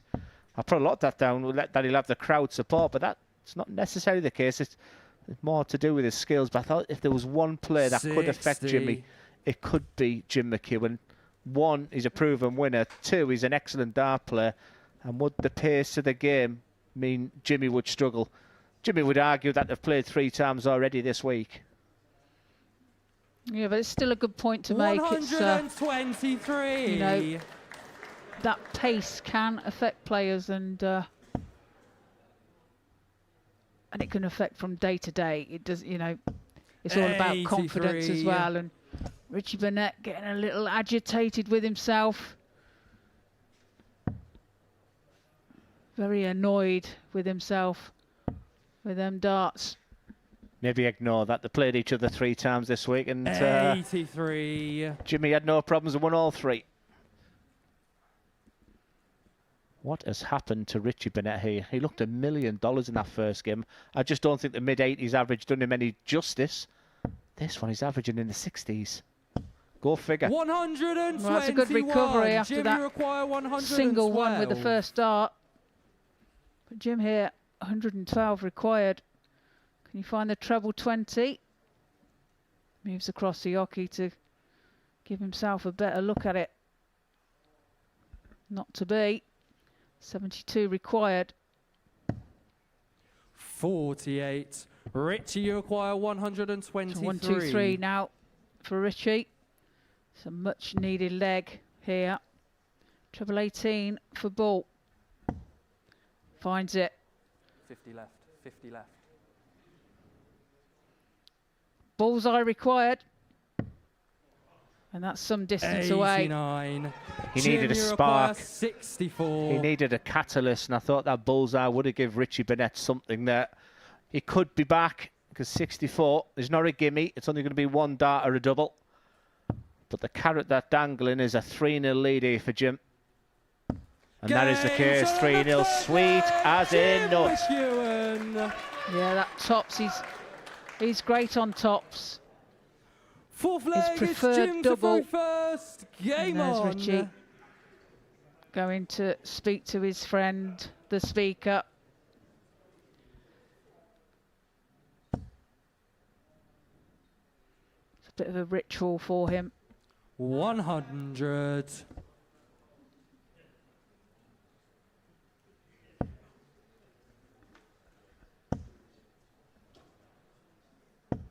$125. Well, I think we're here to give some punditry there, but I'm not really sure what's going on with Richie Burnett in the game. It's like two different players. Calm, composed, clinical, deadly in that first game against Lewis Gurnie. And he's shown all the emotions, which I know deep down he doesn't want to demonstrate, because I don't believe it brings the best out of him. 60. Yeah, he's really wearing his heart on his sleeve here, isn't he?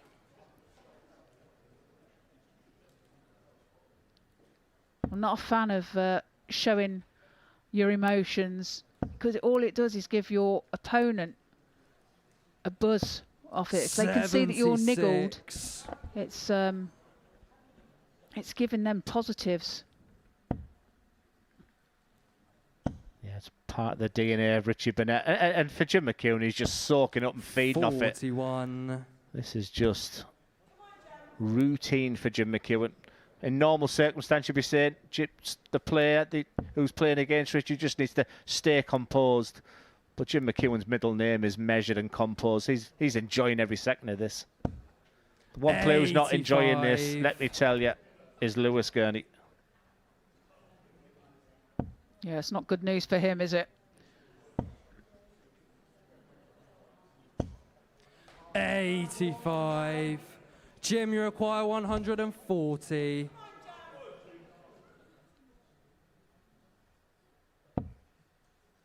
Well, it can't go this time. So looking to set it up. Would love a treble 20 now to leave himself tops when he returns. 60. Can't find it, but he's in control.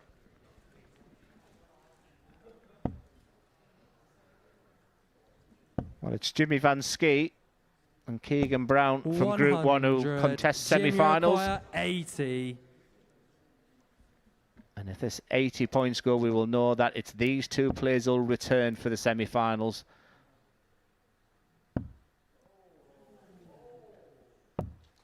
$40. Very loose start there from Jim. 90. A chance then for Burnett to get a leg on the board. Bullseye. 57. Jim, you require 40. Well, Richie Burnett was superb in that first game, but McEwen does exactly what it says on the tin. One-way traffic, 4-0 victory. A straightforward start from Jim McEwen. For Richie Burnett, he will have to gather his thoughts, because as you can see as he walks off there, something is just not right with him. Maybe something in the audience is upsetting. For Jim McEwen, look how calm and composed he is. What a player, proven winner here he was. I fancied that to be a really tight game, far from it. Excellent on the outer ring for McEwen. We go back to Group 1. It's Keegan Brown against Jimmy Vansky.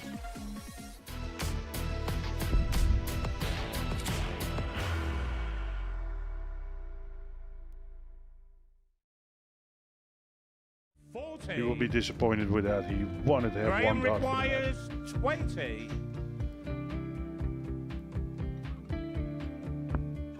Graham will pressure wins the first game of Champions Night, and it was an absolute ripper. He hit one of them on tops. He missed one on double 12. Which one is it? It's the hit! Outside opportunity for Andy Hamilton. Van der Velde should be getting a match start again here. He's already had one. Mr. Dart at tops for the match to win 4-1. And the Dart at double 16 gets the job done there for Jurgen van der Velde. He gets over the line with a 4-2. Did he go for tops, or did he just overshoot the single? Jimmy doesn't care. Jimmy just looks to eat this up, to make the semi-finals for the second time. Adam Kaplas has been eliminated.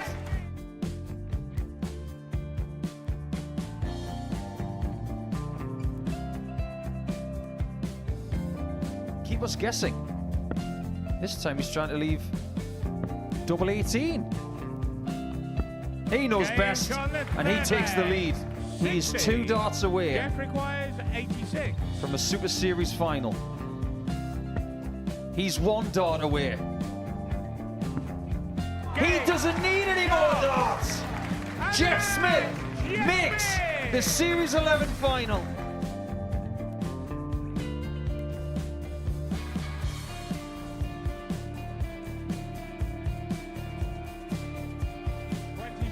Is Usher losing his cool a little bit here? Oh, absolutely. Right now, I'd say the head's gone, and you don't have long to recover. It is very, very short format darts. Vansky's halfway to victory. He only needs one more. Jimmy Vansky is yet again into a Modus Super Series final.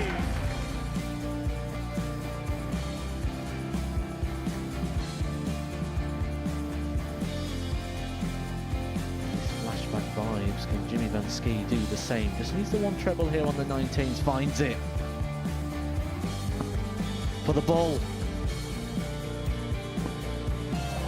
101! Oh, unlucky.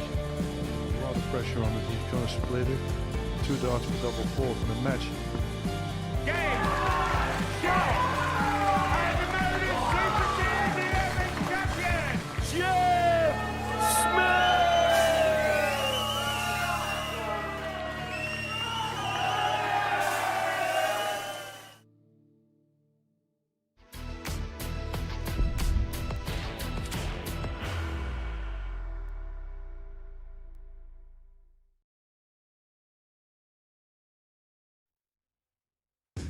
The roll in the throw is fantastic.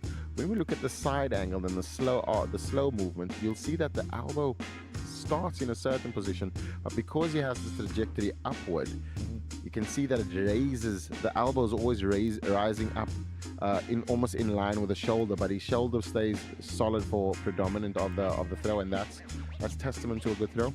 You'll find that the elbow and everything else comes straight. When you have these small opportunities of or almost small windows of error that can creep in, the movement, the 2 movements where there could be one, that's where the error comes in, and a lot of players don't pick that up in their throw because nobody actually watches their throw back at all.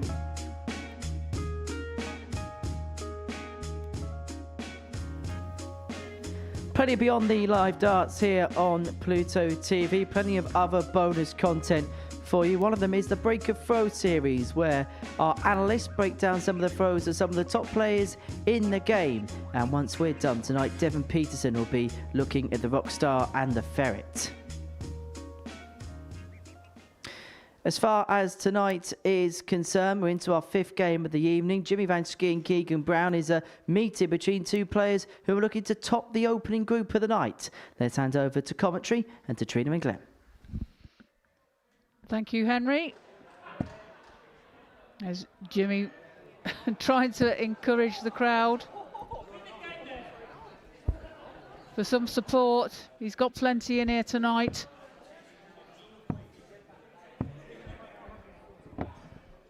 And Owen Binks now refereeing this match. I can confirm that Owen Binks is not 6 miles away. He's just very small where Jimmy is, if you're wondering. Everybody's small. First leg, it's Keegan Next to Jimmy. first. Game on! Yeah, you can see the relaxation of both players there, can you? Because based on the fact that the pair of them have beaten Dan Hans, the pair of them are through the semi-finals. As Henry alluded to, what they are fighting for is to top this group, and who they will play in the semi-finals from Group 2. Wow. Well, well, well. 5. Well, he had a few of them darts, you know, early on in the week, where he was hitting the barrel of the other one and getting some very violent bounce outs. Well, not bounce outs, but bounce off the barrels. And when I think of bounce out on the board, that period that Keegan Brown used to really suffer. I remember one Grand Slam of darts 130. where I think there was more darts on the floor than he actually threw at the dartboard, so he had to sort of look at his equipment for that never to happen again. That incredible Gary Anderson moment as well with the 2 treble 20s in the world final. Very memorable moment to bounce out, but you just sense there's that relaxation between the pair of them here. They know that the bigger games to come. But as a player trainer, you don't want to go into the semi-finals on the back of a defeat. So I still think there's an awful lot in this game. Yeah, this will be about confidence building, won't it? And yeah, like you say, they'll both be wanting to win just for 97 to gain that confidence and knowing that if they meet again during the evening, it's like a one-upmanship. 99. Keegan to require 129.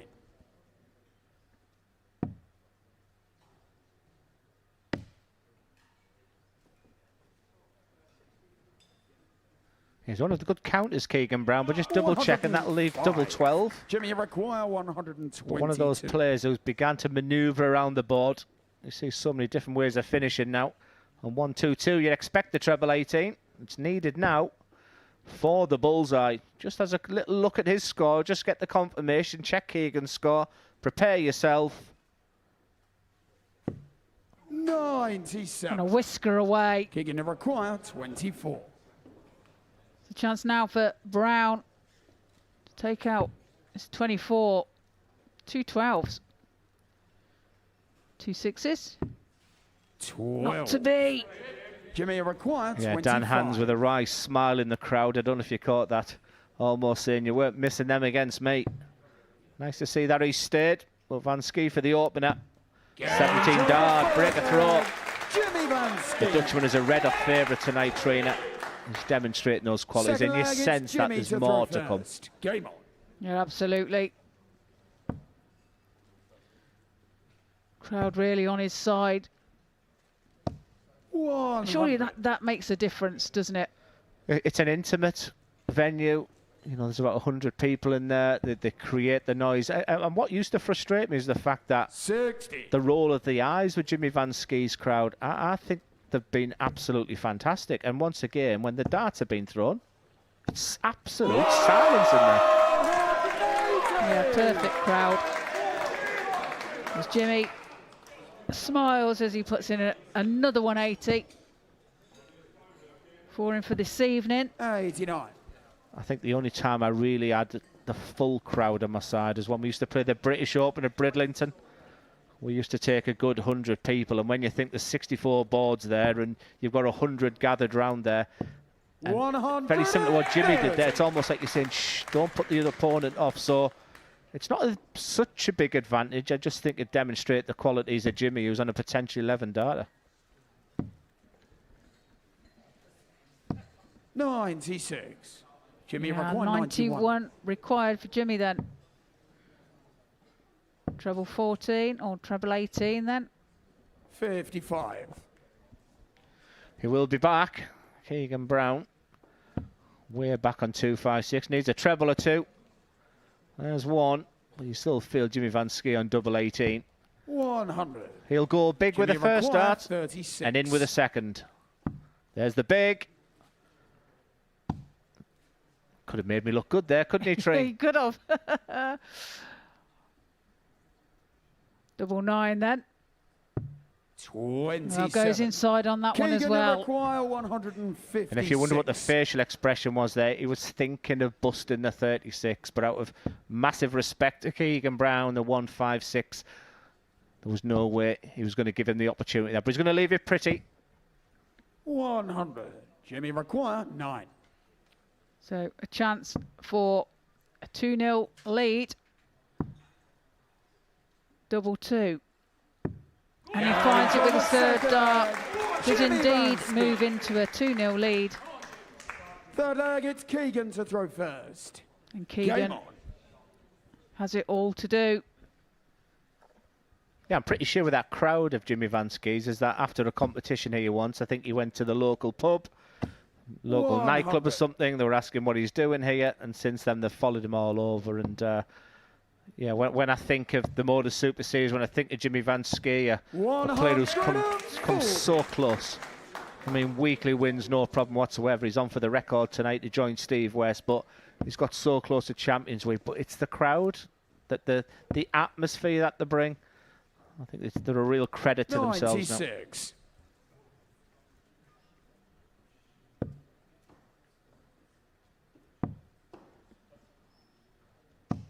96. Just hear the silence, can't you?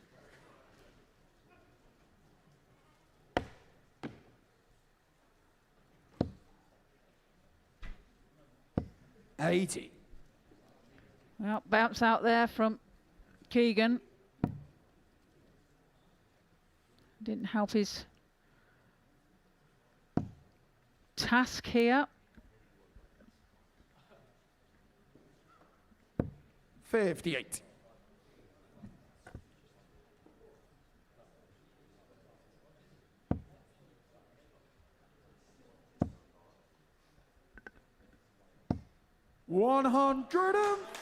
Nicely tight, packed.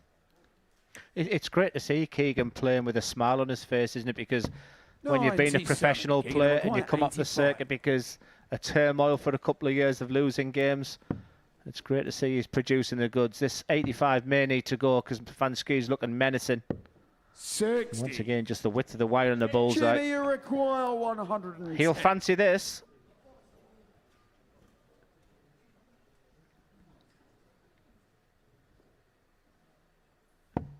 Finds the treble 20. Double 16 then for 110 checkout and a 3-0 lead. 78. Keegan require. He took his time on that one, didn't he? He had a very similar finish against Dan Hans in the first match. To get back in this match and reduce the deficit by one, Keegan Brown. Keegan Brown. Beautiful finish, but can he find the dart now to break the throw of Jimmy Vansky? Because if that man is going to win this game, he has to break the throw of the Dutchman. Yeah, and he'd rather do it now. Later on in the match. Just eases the pressure a little bit.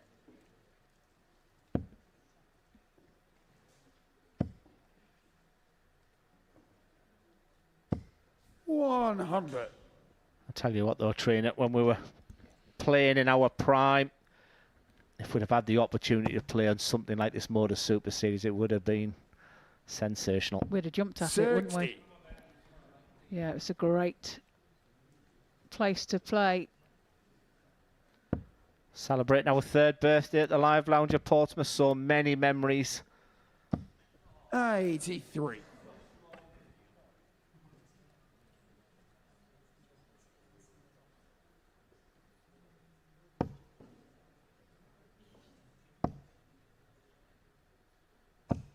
It's good darts there from Jimmy. He was almost talking them in, wasn't he? He just used that first dart to guide. That's perfect for Keegan. He'll be, yeah, you can see the squint to the eye because not only was that a good first, he wanted the maximum, but he's really just quietly but effectively getting on with the job here. But here comes Jimmy. 135. Yeah, super darts.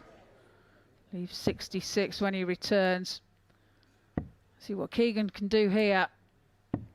Well, that's great darts from Keegan Brown. Jimmy requires Well, I said he had to break, Jimmy. Jimmy will fancy 66. He's going to get at least a dart, as long as he stays straight.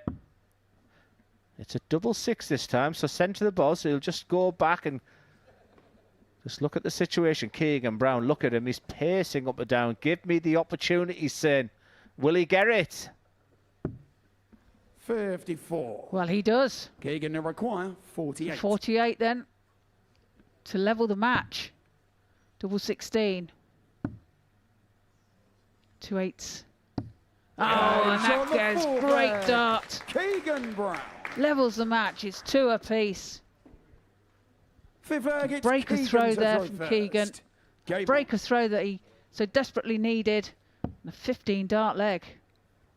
Yeah, that's Keegan's family just over his shoulder there. You can just see. And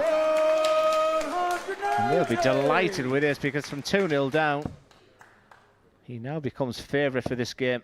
Both players are through the semi-final, but as we alluded to, you want to go into that semi-final. Not only do you want to win tonight, you want to go unbeaten.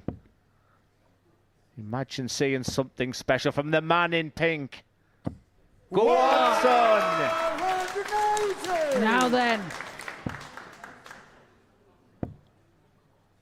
It's on everybody's 60. minds. Keegan, you require 141. So 1-4-1.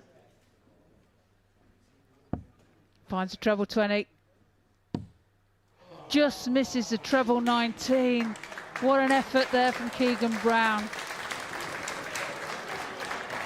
And the crowd appreciating his effort. I was getting goosebumps myself there. 89. Excellent set of play, potential 11 dart and potential one to go away. Smiles all around right now.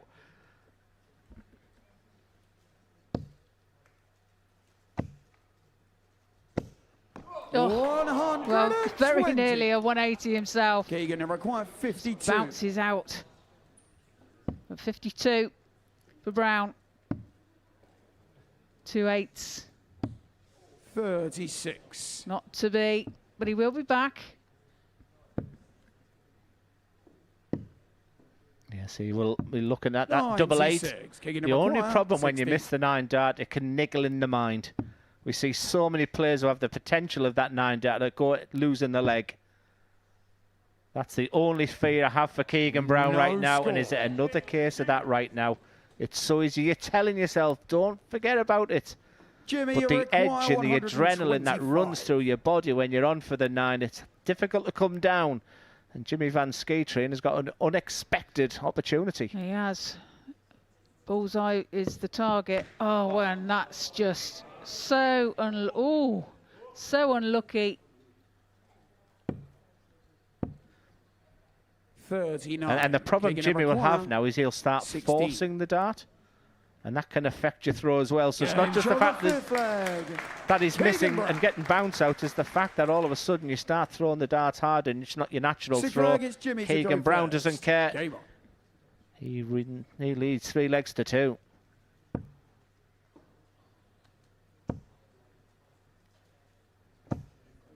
I think the sandpaper will be out next trainer when he goes back. I think it will.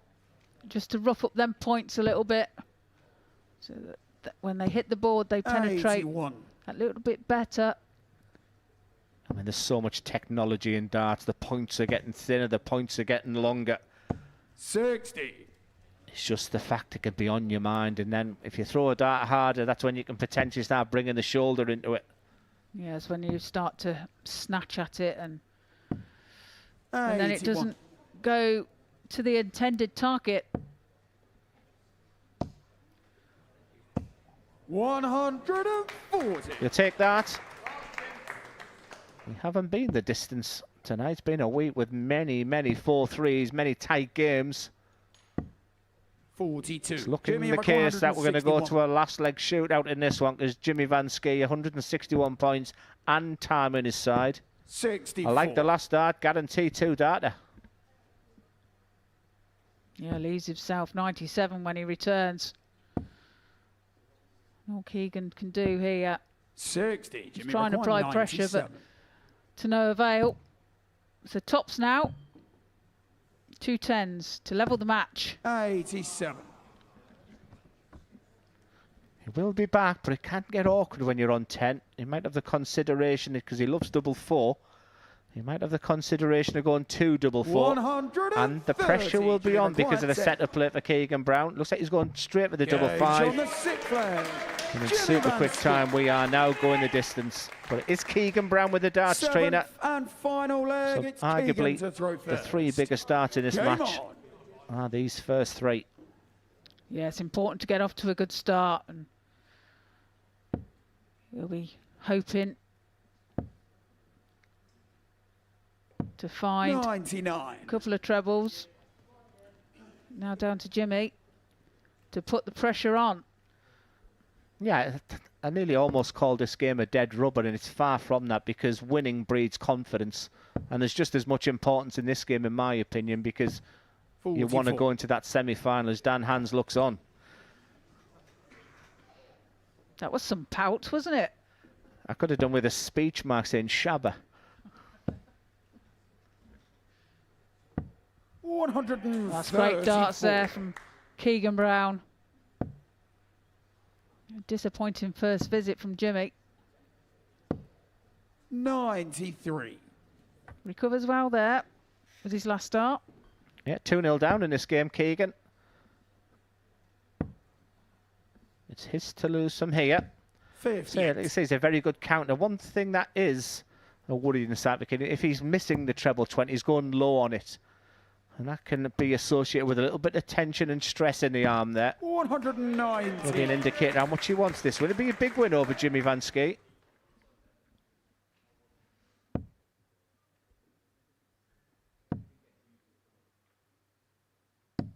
$58. He does leave himself a finish, but big score here from Jimmy. We'll pressurise that. 133. 3-4 there. Keegan, you require 152. For the match. But it should have been more comfortable for Keegan Brown. There's 1 in. There's 2 in. What a way to finish on 152. 114. Great effort there from Keegan Brown. Jimmy, you require 100. What happened to the traditional route, trainer? That's where I say. Let's see if there's anything traditional about this 1-1-2 from Jimmy Vansky. I have to say, I was looking at the treble 20 for that shot. A new one for me.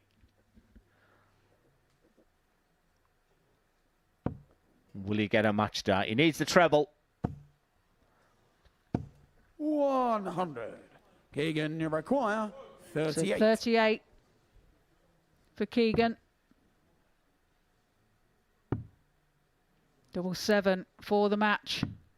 And he finds it. 4-3 victory there for Keegan Brown. What a great game that was. Averages 87.68 for Keegan. Jimmy Vansky 90.95. 2 maximums for Keegan, 1 for Jimmy. And when we come back after the break, we have Jim Mchuan against Lewis Gurnie.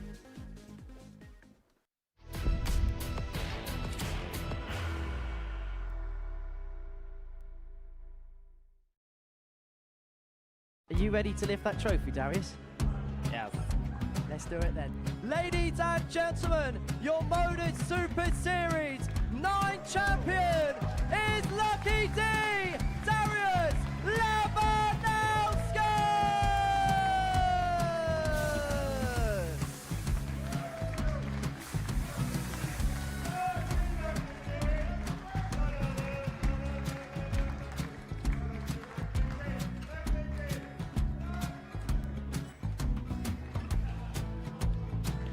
Well, what a wonderful night of darts we have seen, and we are ready.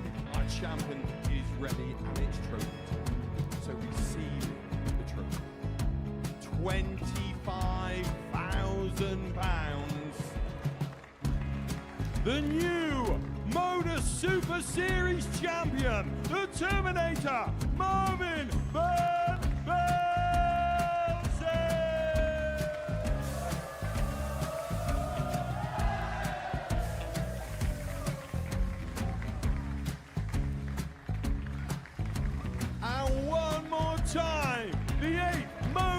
Super Series champion, the Terminator, Marvin Van Velzen.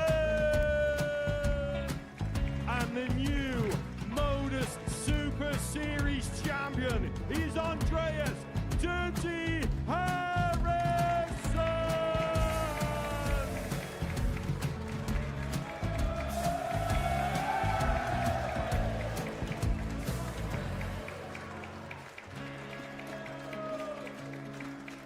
And one more time, the 7th Modus Super Series champion. Give it up for Andreas Dirty Harrison. The moment we've all been waiting for. Would you please show your appreciation for your Series 6 Modus Super Series champion, Scott Taylor.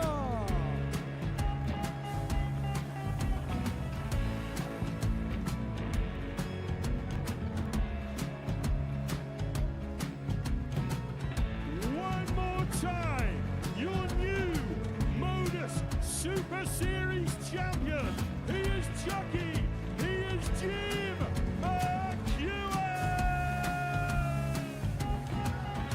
Ladies and gentlemen, your Modus Super Series champion, retaining his title, the Nuke, Luke Littler.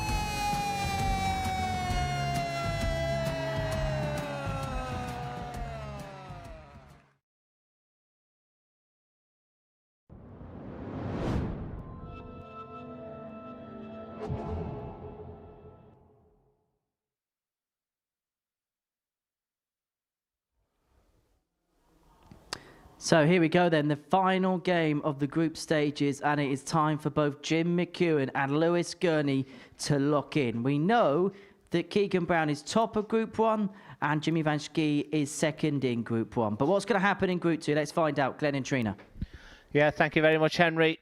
And as you can just see on the name strap there, he has already qualified for the semi-finals. And to top the group and to play Jimmy Vansky in the semi-finals, he just simply needs 2 legs.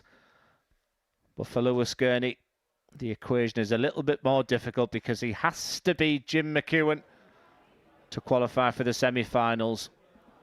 So nice and straightforward of what we need to do. This is what the Modus Super Series group phases are all about.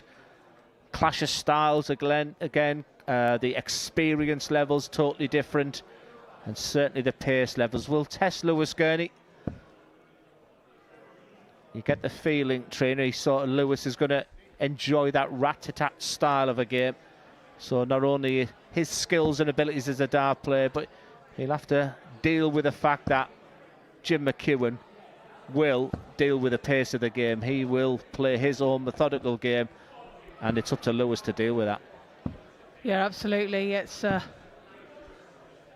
could prove to be a bit of a problem. First leg, it's Jim to throw first. As it is for Game on!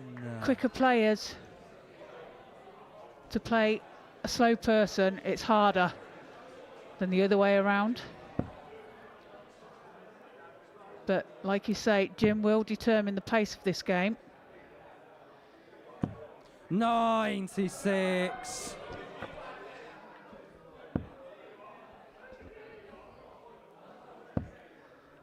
You can sort of hear the atmosphere 60. behind the crowd. In the crowd, sorry. Yeah, it's hotting up down there.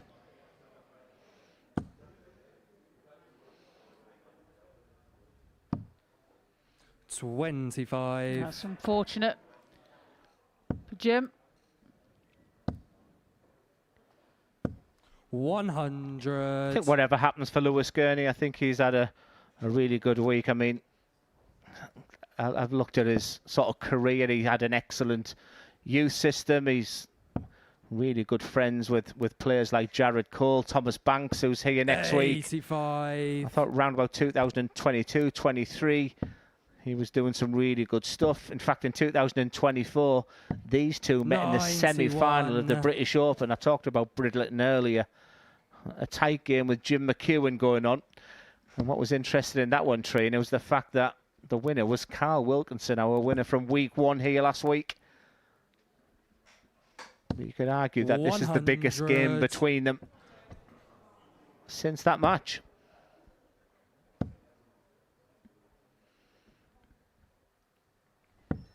$138.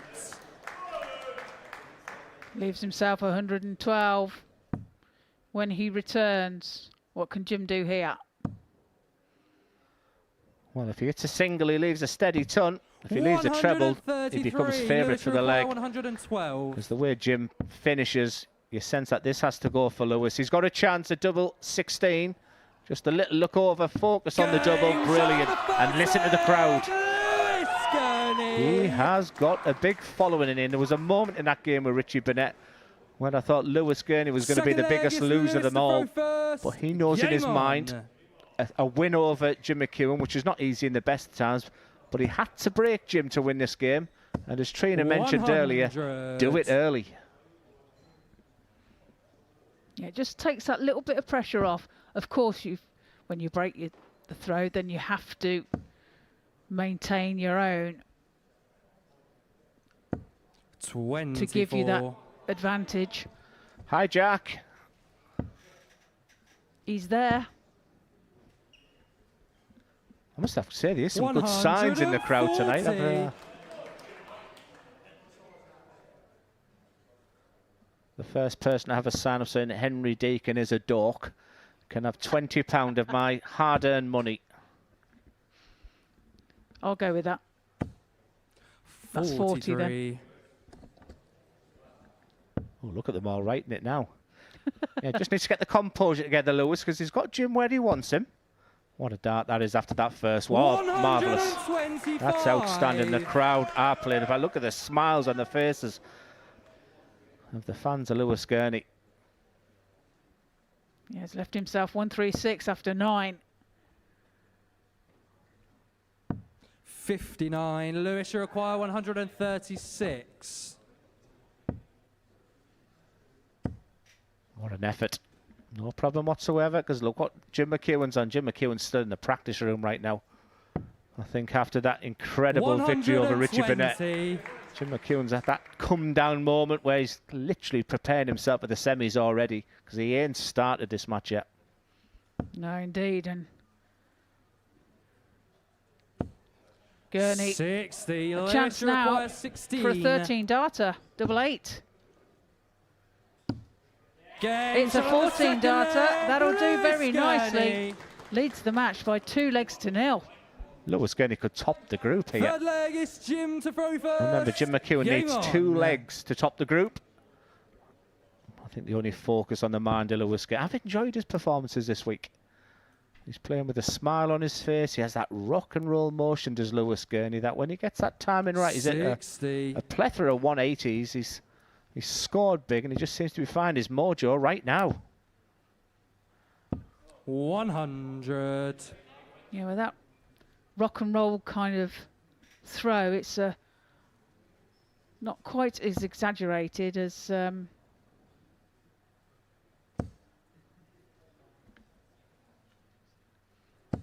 Henderson. Yes, we had a little chat about certain throws this week, and when we were talking about rock and roll, it was Hendo that we used as the example there. But long as the problem with the rock and roll is you've got to have that release point at the same point every time. But these rhythm players, they know when to let go of the dart. They know where their body shape was when they're ready to go. The problem with the Jim McEwan, I was quite a methodical player myself, is that sometimes you can overthink your throw. So I would much rather have that quicker rhythm throw, which Lewis is demonstrating beautifully at the moment. 59. Averaging over 103, Train. Yeah, super darts here. Jim's got to find a maximum if he can. Oh, and he does, and what a maximum that is. So tightly packed. Let me tell you, when Jim McEwan has been down and out this week, he's found ways. 140. He's been second best, but a good reply there. But Jim McEwan has that fighting resilience that you need as a player. He's not the most But he's full of grit, he's full of desire. And he's back in this match. Outstanding. Yeah, super darts there from Mchuan. Fourth leg. Gets a leg on the board. First. Game on.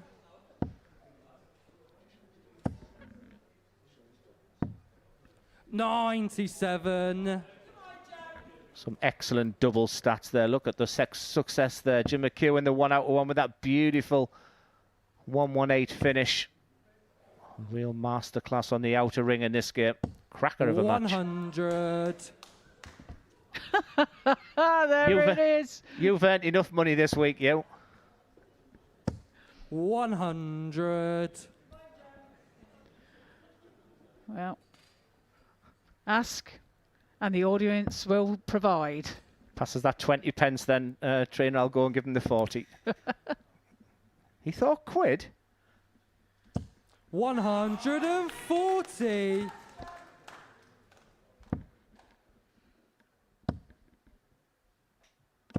$81. Yeah, I really like games, the clash of styles. A bright future against Jim Mchuan, I think, is shown all his qualities. He openly admitted since that Series 5 win, it hasn't gone to plan on that stage as much as he's wanted to. In fact, he's been 60. fairly disappointed. Oh, she loves Lewis. Bless her. 97. Why not the way he's playing right now? But that wily old character.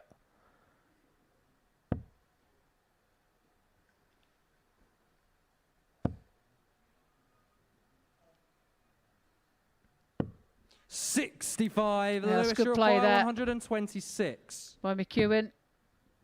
But 19 now for the bullseye. Gurney, oh, what a shot there by Lewis Gurney.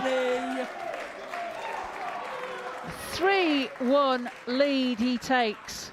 Fifth leg, it's Jim to throw first. Trainer, I don't think that the fans of Jimmy Vansky have ever been outsung on a Saturday night, but Lewis Gurney's family and friends are playing their part. He has been magnificent, and if Lewis Gurney wins this leg, he will top the group 26. and we'll play Jimmy Vansky in the final. If Jim Mchuan wins this leg, it will be he that plays Jimmy Vansky. And the biggest loser if Lewis Gurney wins this match, and with darts like that, it's looking like he will, means that Richie Burnett will be eliminated.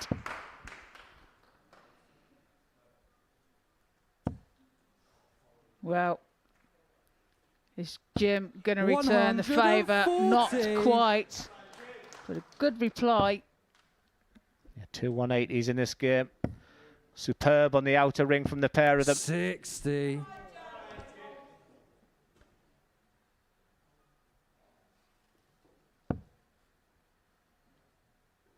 There's a chasm in the averages. Once again, Lewis averaging over 103. 20 points behind is Jim Mchuan, but you still sense he's still in this game. But it's advantage Gurney after that treble score from Jim Mchuan. Can he find the treble? 57. Not this time, so Jim desperate for a big score here. Needs to find a treble with his last dart. 85.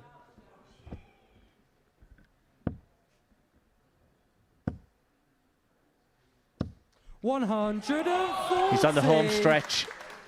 He really is. He was magnificent in Group B. Up against some really big names. He shone brightly. He topped the table. He struggled in the opening game with Richie Burnett beating him. I thought maybe that was just too much to ask against Jim Mchuan. 100. Lewis But not only if this 64 points goes, does he go through the semis, but he tops the group. He's going to have one dart to do that. 32. Jim, you So require very nearly 90. there. Chance for Jim now to stop this rot. Double 15. Oh, and what a shot there by Jim Mchuan. Jim Mchuan Saves the match. Trails by 3 legs to 2. Lewis to throw first. Gurney is Game throwing on. for the match. One thing we do know now, trainer, is Jim Mchuan has topped the group of Group 2. And we know our semi-final, second semi-final will be 100. Jimmy Vansky against Jim Mchuan. Mouth-watering contest. And what a shame for Lewis Gurnie. As sweet as a nut first start, but just has to stop. And what's been an excellent crowd. I refuse to get embroiled into. They've been brilliant tonight, but sometimes there again, sometimes it can just be the one voice. Lewis has to learn to just try to ignore that, or even don't let them know. Or maybe it motivates them. What am I talking about? Well, it seems to, doesn't it? It's a good answer, isn't it, to have to put in a 180. 24. It's almost like saying, take that. He can't miss. Outstanding again. 2 180s. 2 back-to-back 180s from Gurnie. Leaves himself on 41 after 9. And surely now the job is done for him. 134. Lewis to require 41. For qualification and the opportunity to play Keegan Brown in the semi-final. 9. It's not quite there, but he will be back. It's Jim. We're back on 258.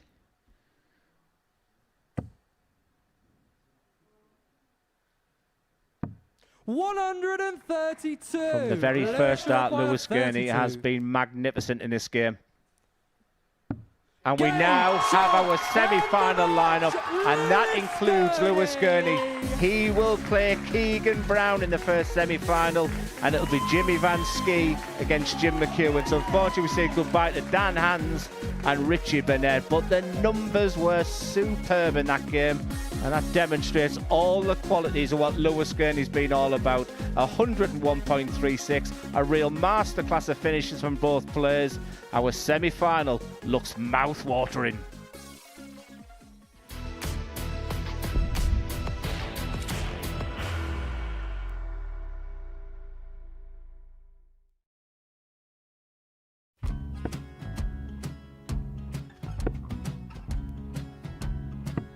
$54. Charlie McGuire, 164.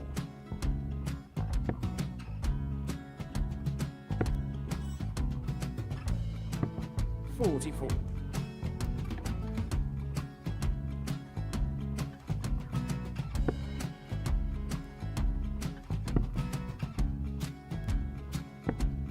$32. Charlie required 120.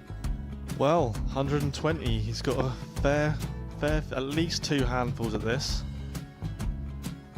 Just needs to stay 60. there. That's a good shot.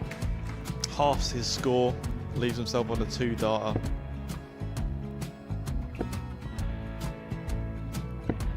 $26. Charlie Time on his required side 60. to become back-to-back singles champion.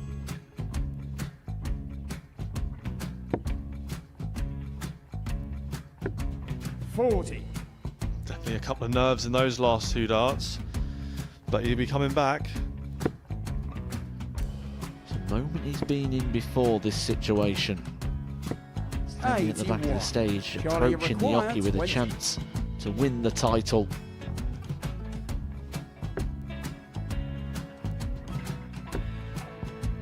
He did this to win the first title, if you remember.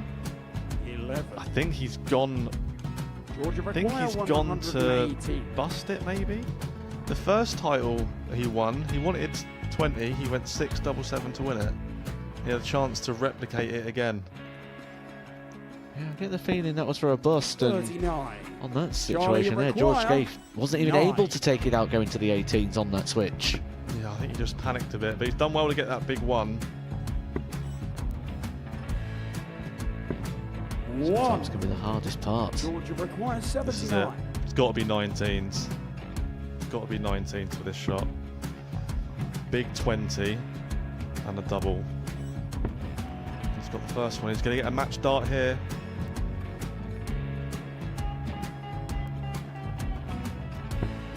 59. Charlie Threw the entire Mchuan, body into that 8. one. Just didn't want to let go of the dart.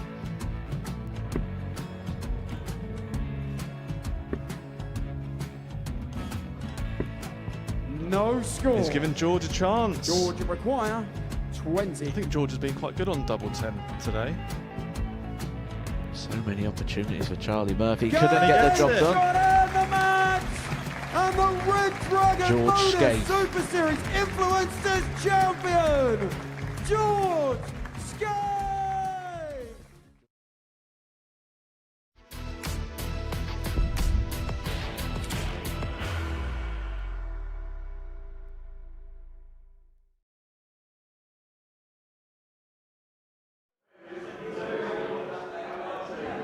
Welcome back to the Modus Super Series, where we have had a dramatic Saturday night so far here at the Live Lounge in Portsmouth. 6 group games have come and gone, and we now have our semi-finalists, and it is going to be an intriguing semi-final lineup.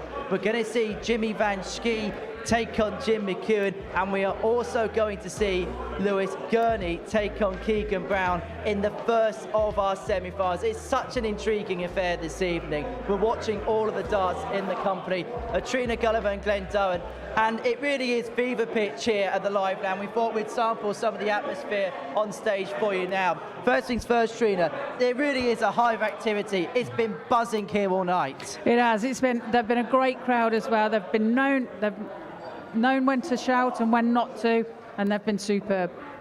It's been a great night so far. We looked at the 6 players in action. We thought it couldn't possibly disappoint. It hasn't so far. Certainly not from the players, but also from the crowd. I think they've been absolutely fantastic. And normally at this stage, we're talking about the noise and atmosphere from the Jimmy Vansky crowd. But Lewis Gurney has got a lot of people here, and he's playing really well. And that's created just a wonderful atmosphere that dart players love to play.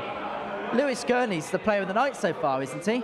He is. He's played really, really well, and you can see the talent that he's got, and the amount of maximums that he's had as well, and at good times as well. He's been playing really well. That's been the key. Not just doing good things, but good things when it's mattered. I like pathways. I like the fact that it's a young player coming onto this stage who's got a great career ahead of him, and he's demonstrating all those qualities that he's got. We weren't sure about him when he arrived here on Thursday. He's been magnificent, and that 4th dart is this crowd have been with him as well. The family and friends, you can't take the smile off their face. He's playing great. He's going to take some stopping. But it's not always easy to play in front of a lot of people. Sometimes people can crumble, but he's doing the exact opposite. Yeah, he's managing it really well, and you know, you've got to remember the players have played here all week without a crowd, and so to play again with a crowd on a Saturday night, it's different again, and it takes some getting used to, but yes, it's doing very well. Jim Mchuan's got the job done. What would be your overall assessment of his night so far? He did the damage in the first game. He was excellent. Everything I'd expect from him, solid, methodical. He dictates the pace, big scoring, and under pressure there's nobody better.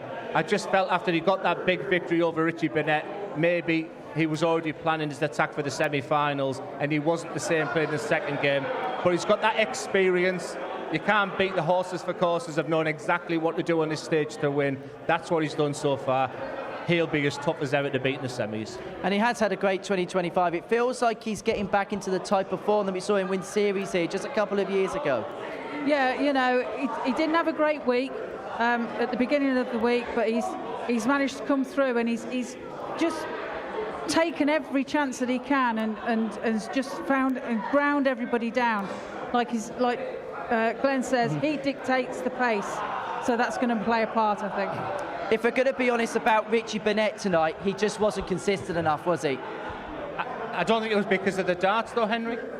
I've worked him out now, finally, when he's able to keep his emotions in check, when he can minimise that body language and that body movement, he's a better player.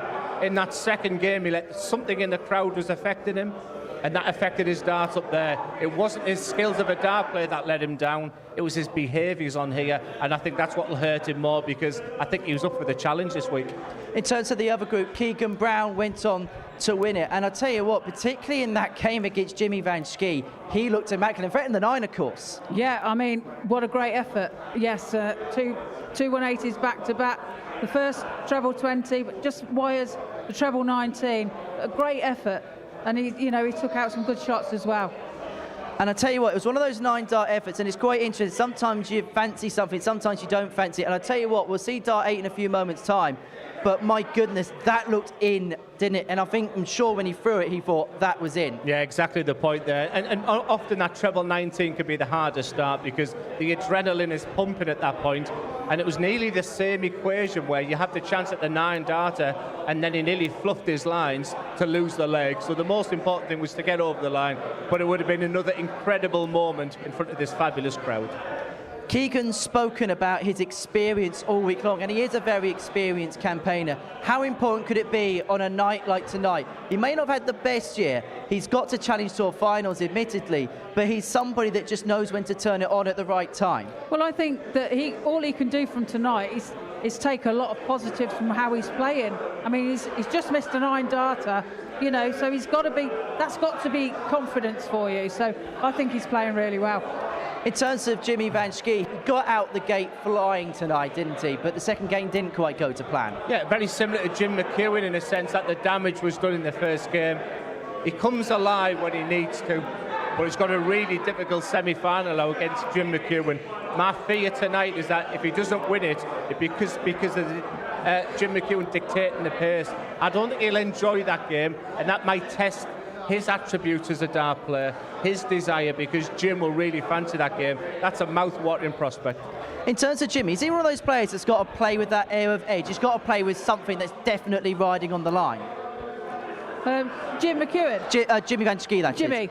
Yeah, Jimmy. Yeah, he's a great player, isn't he? And he does play with pace, and he's got the crowd behind him as well tonight.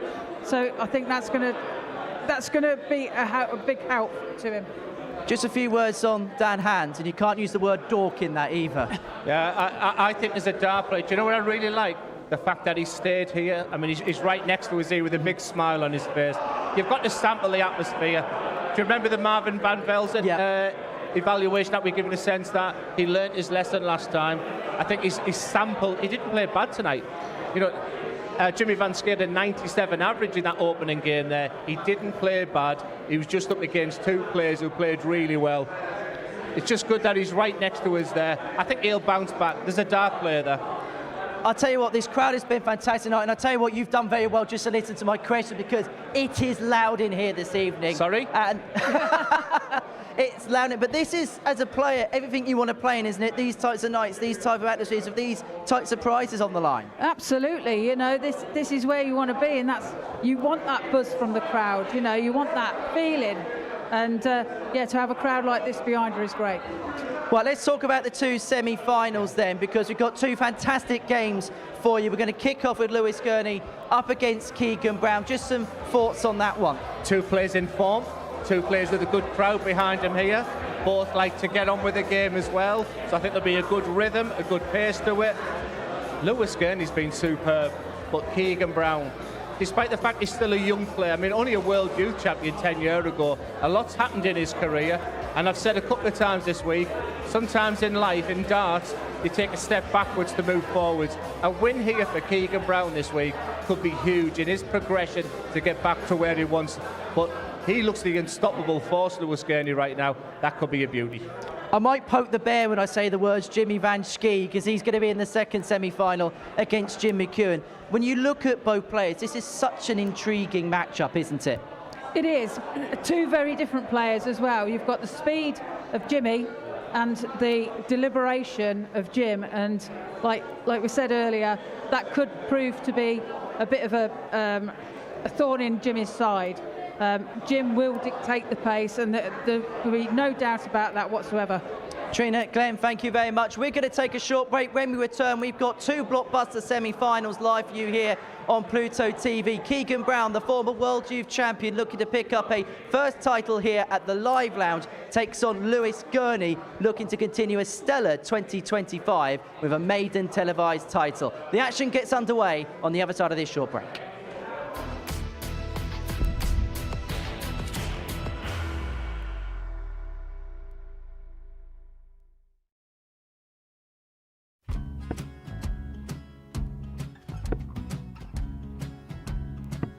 54. Charlie McQuire, 164.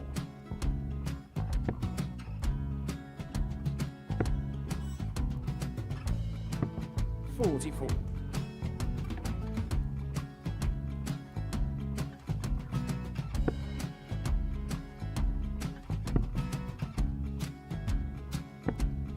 32. Charlie required 120. Well, 120. He's got a fair, at least 2 handfuls of this. Just needs to stay 60. there. That's a good shot. Halves his score. Leaves himself on a 2-darter.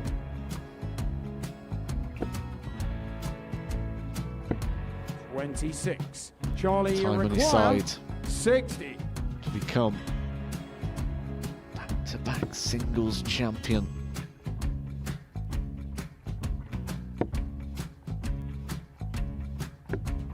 $40. Definitely a couple of nerves in those last 2 darts. But he'll be coming back. It's a moment he's been in before this situation.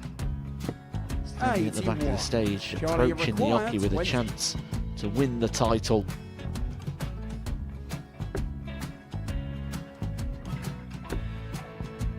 He did this to win the first title, if you remember. 11. I think he's gone. Georgia I think he's gone to bust it, maybe.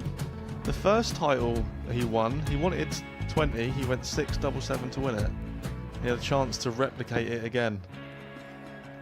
Yeah, I get the feeling that was for a bust. And 39. on that situation there, George Gay wasn't even able to take it out going to the 18s on that switch. Yeah, I think he just panicked a bit, but he's done well to get that big one. Sometimes can be the hardest part. Georgia requires This is it. 79. It's got to be 19s. It's got to be 19s for this shot. Big 20 and a double. He's got the first one. He's going to get a match dart here.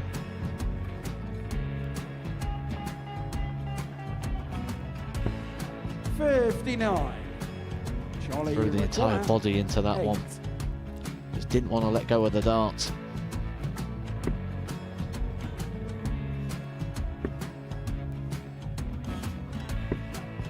No score. He's given George a chance. Georgia require 20. I think George has been quite good on double 10 today. So many opportunities for Charlie Murphy. Go Couldn't get the job done. the match!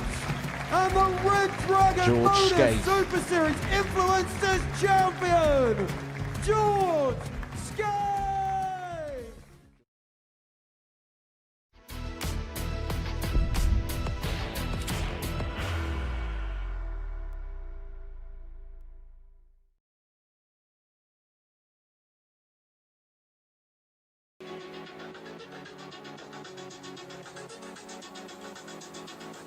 Double 7 for the match. And he finds it.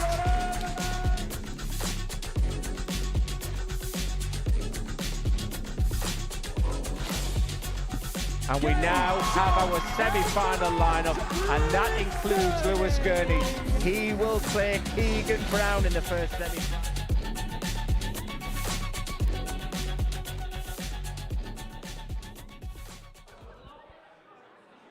Good evening, ladies and gentlemen, and welcome to the Modus Super Series here at the Live Lounge in Portsmouth. It's time to meet the semi-finalists. Would you firstly please welcome to the stage, he is a 2 times former PDC Pro Tour winner, Keegan Brown. Green light, let's get it. I'm the future, I'm in it. Check score, I'm winning. Green light, let's get it. I just win, win, win, win, win. I'm on 10, 10, 10, 10, 10. Hello, I'm Timothy. I got the recipe. I got the flow. I got the remedy. I know they do. I know they envy me. And would you please welcome his opponent? He's a current England international, Lewis Gurnie!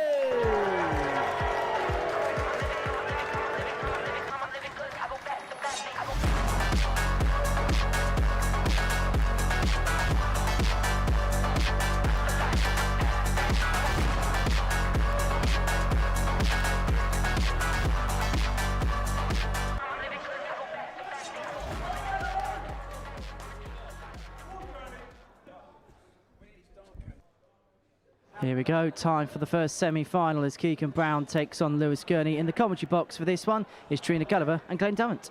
Yeah, thank you, Henry. Really looking forward to this one. It's been a fantastic night already.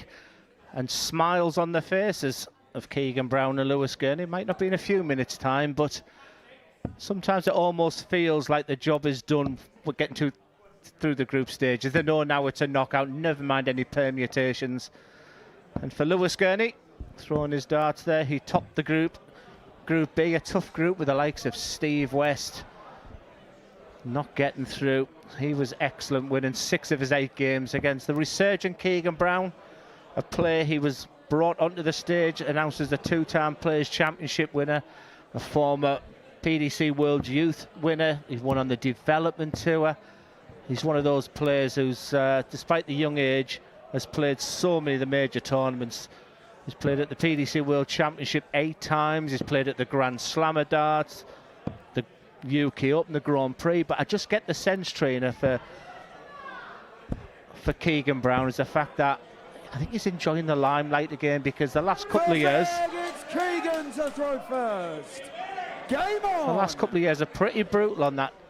What is a really difficult tour when you're not winning games. So to be back in the limelight, and the narrative for this game is I think both players will fancy their chances to win that, and I think that gives all the ingredients that this can be a great game. Yeah, I agree. And it's like you said earlier, it's sometimes 43. you have to take that step back to move forward. And when you are going to move forward, you know, you've learnt so much more about you, about yourself, and about the game as well, and about opponents. So,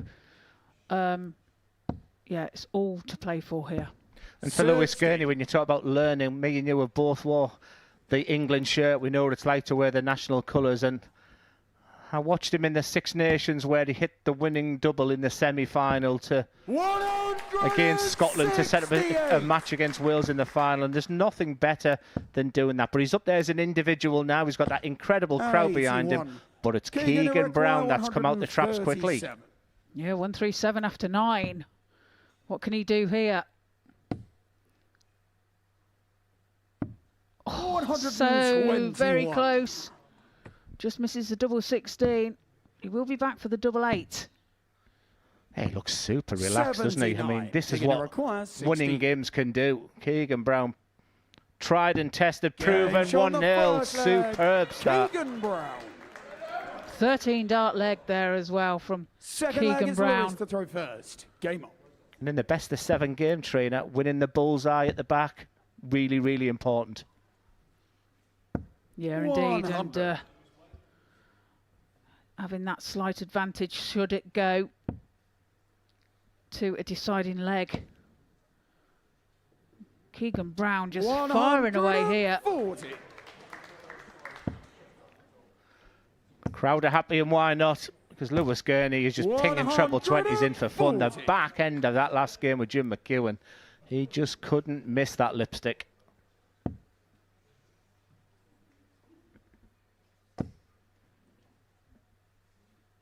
$99.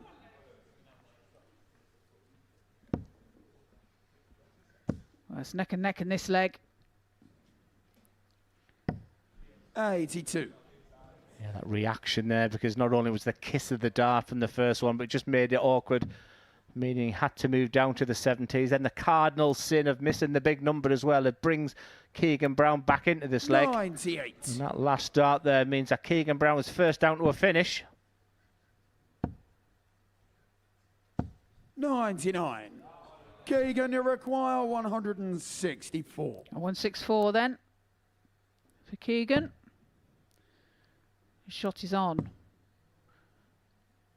Bullseye. Oh, what a shot. A 164. Treble 19, treble 19, and the bullseye. Brilliant darts by Keegan Brown. A 12 dart leg there. 13 and a 12 dart leg to start off with. 2-0 to Brown. What a start. Look at those numbers.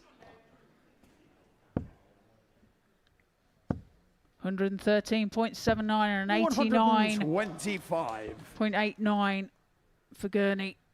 Championship winning for me for Keegan Brown. It just goes to show you, Trina, what winning games can do. The play never leaves you. 57. Maybe the belief sometimes does. When you're on the back end of losing games consistently, like Keegan's had to endure over the past couple of years. 40.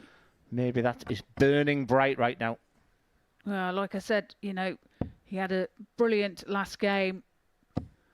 Just missing the 9 darter. Missing the treble 19. That's got to give you confidence when you know you can do that. It could be the perfect night for him. 21. But despite all that, after 9 darts, he's still in the 300s. And there's that experience as well. Just taking a moment. Maybe that heart is racing just a little bit too fast at the moment. But he just give himself a second or two just to get a bit more 96. composed. I don't know if Roz is that impressed with that one. And Keegan's wife there. 100. £5,000 to the winner tonight. A chance to join Carl Wilkinson in Champions Week. And I guess if you're winning it in week 2 as well, it gives you plenty of time to get yourself for preparation for the date in November. 59. Keegan, you require 135. So bullseye is the target. So guys go treble 19 route. 119. Lewis, you require 156. I'm seeing magic darts from Keegan Brown right now. We're not going to see the magic 156 from Lewis Gurnie. This game is getting away from him. 16. He needs a favour. Will he get it? He just opens the bed slightly. What a dart. What a performance so far from Keegan Brown. He has been brilliant. You're still averaging over the 100 mark. To throw first. Game on. This is super darts by Keegan Brown. 13, 12 and 20 darts we equate to 100.20. When you have a strategy backstage, when you're planning to go on for a big semi-final, it doesn't get much better than this. 120. And there's the nod of approval there. 60. Well, he said last night, he said, look, what's it like not being a professional player? He said, I'm okay about it. He said he's had 6 holidays this year. If he continues throwing darts like this, he might squeeze in a 7th. 140. He is running away with this, isn't he? But here comes Gurnie. 140. This is terrific, isn't it? It really, Absolutely really is. Brilliant darts, yeah. The family are probably feeling for Lewis Gurnie right now, but for me, the plaudits should be with Keegan Brown, because for a 3 and a bit legs, he's been incredibly dominant. 94.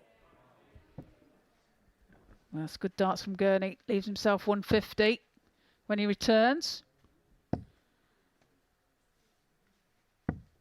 89. That's a good cover dart 150. by Brown. 59. Well, he's got a decision to make on 94. He can start the centre of the board on the bullseye. You can go super aggressive with a treble 18. You're pretty much guaranteeing yourself a dart. It's double 16. Breathtaking darts from Keegan Brown. The performance of the night. That was so reminiscent as he rolls back the years. Try and take the smile off the face of Keegan Brown, but just a special work for Lewis Gurnie and that incredible fan base he brought tonight. He will be back. He demonstrated his qualities, and what a beautiful touch there is from Keegan Brown. He'll be walking on air right now. Just look at those numbers. 100.2. That equates to 15 darts per leg. Brilliant on the doubles. The beautiful 164 finish. Follow that semi-final number 2. Jim Mchuan versus Jimmy Vansky.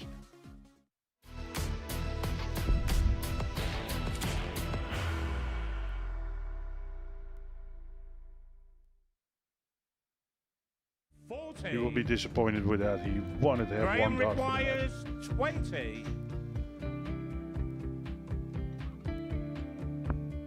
Graham Usher wins the first game of Champions Night, and it was an absolute ripper. He hit one of them on tops. He missed one on double 12. Which one is it? It's the hit. outside opportunity for Andy Hamilton. Van der Velde should be getting a match start again here. He's already had one. Mr. Data tops for the match to win 4-1. And the Data double 16 gets the job done there for Jurgen van der Velde. He gets over the line with a 4-2-6. Did he go over the tops or did he just overshoot the single? Jimmy doesn't care. Jimmy just looks to eat this up, to make the semi-finals for the second time. Adam Gablas has been eliminated.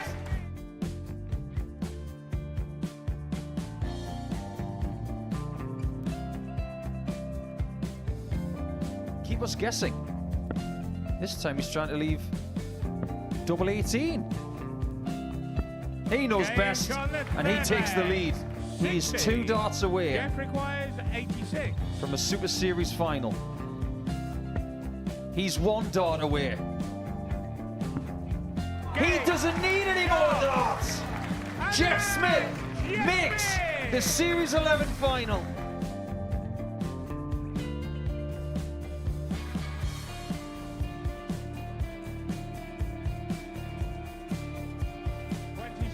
Is Usher losing his cool a little bit here?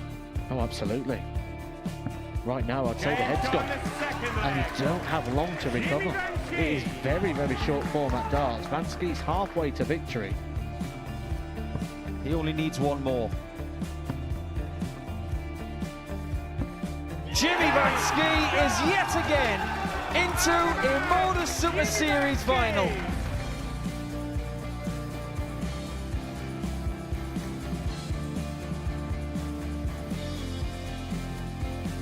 Flashback vibes. Can Jimmy Vansky do the same? Just needs the 1 treble here on the 19s. Finds it. For the ball. 101! Oh, unlucky. A lot of pressure on the deep corner split it. 2 darts for double 4 for the match. Game! Shot! And the Modus Super Series 11 champion, Jeff Smith!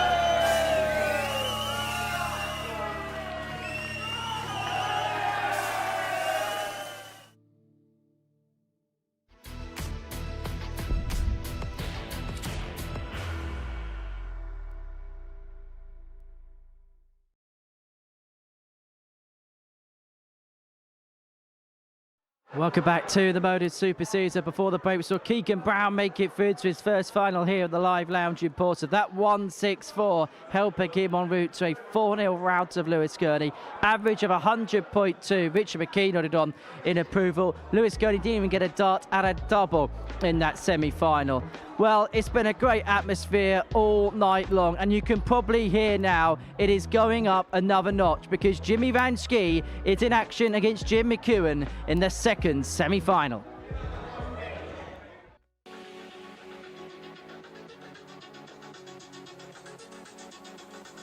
But McEwen does exactly what it says in the tin. One-way traffic, 4-0 victory. A straightforward start for Jim McEwen.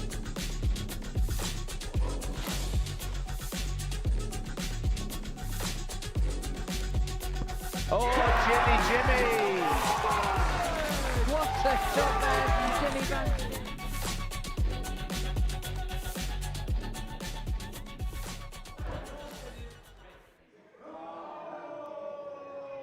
Good evening, ladies and gentlemen, and welcome to the Modus Super Series here at the Live Lounge in Portsmouth. It's time to meet the second set of semi-finalists. Would you firstly please welcome to the stage, he is a former Modus Super Series champion, Chucky Jim Mchuan.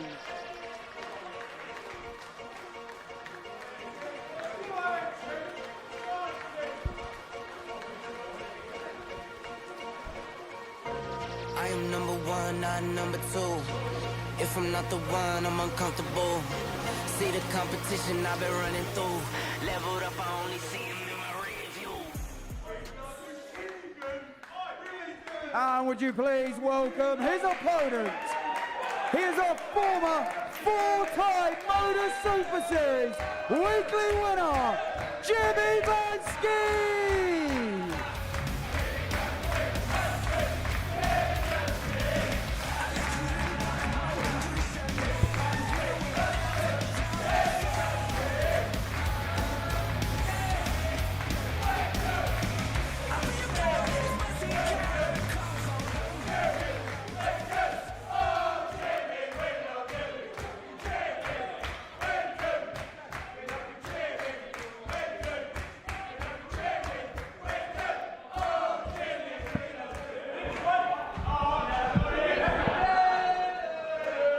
Well, this might be the best atmosphere you may get for a sporting event in Hampshire this weekend as Jimmy Vansky takes on Jim Mchuan in the second semi-final.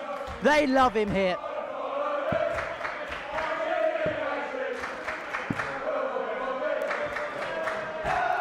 And he takes on Jim Mchuan, and about 100 people in this crowd as Chucky in the commentary box. Trina Gulliver and Glenn Durrant. Thank you, Henry. Here we have then Jimmy Vansky, the 31-year-old from Breda in the Netherlands.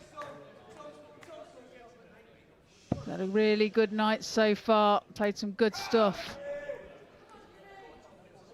against Jim Mchuan, the Scot from Maybole.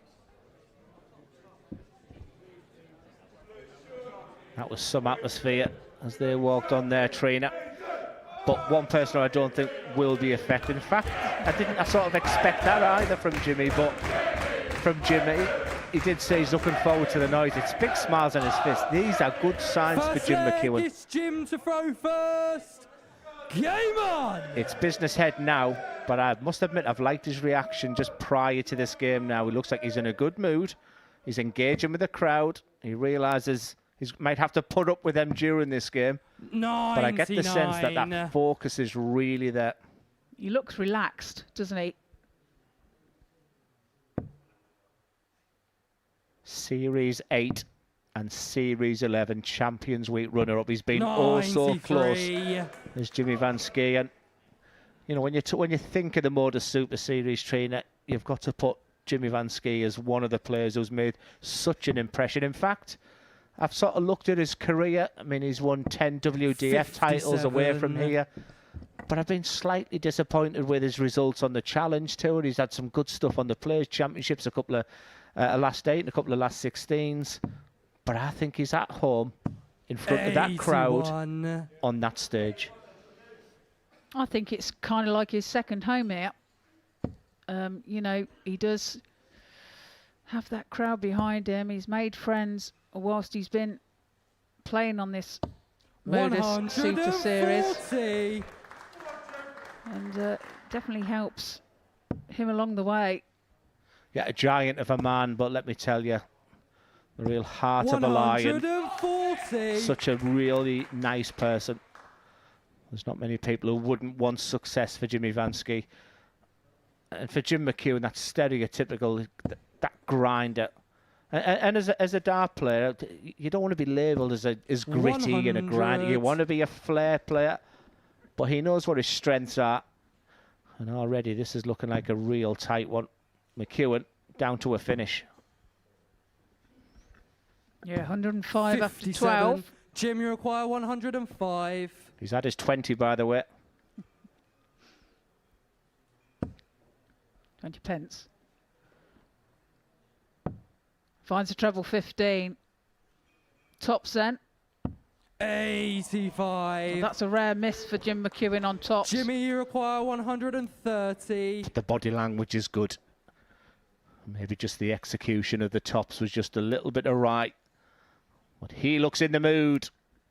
Will it be dampened with this 130 finish? Needs the treble 20 to have the combination finish. A little bit of a jittery side. Is that going to affect this dart? 24. Jim, you require 20. Well, it seemed it did. So double 10 for Mchuan to take the first leg of the match. Jim Mchuan leads by 1 leg to 0. Second leg is Jimmy to throw first. Game on. Yeah, many questions asked of Jimmy on this stage. And that's what he's so good at, that bounce back ability. See how quickly he threw the last dart as well. As if it was like it was red hot in his hand. I always think that's a sign of confidence for a quick player like Jimmy, but he's not being affected by this pace. He's just, when he's not throwing the dart, it looks like he's in deep concentration. He's finding that treble. We've already seen one good effort at the 9 darter today. I thought we're on for another. I was getting all excited then, Glenn. Yes, I had a bit of goosebumps for Keegan Browns. I genuinely thought it was going to go, and that treble 19, I'm sure when he left his hand, he thought it was. It was a wonderful opening 16 darter from Jim McEwen on throw. But already, Jimmy Vansky, a heavy favourite for parity. 100. Yeah, leaves himself 1-2-1 after 9, and Jim McEwen way back on 4-1-6. Yeah, even a maximum's not going to be enough. You feel in this leg. 140. But it would have made Jimmy think. 121. Can start on the bullseye in 1-2-1 when your opponent's not on a finish. So 76 points left. He'll be back for double 8.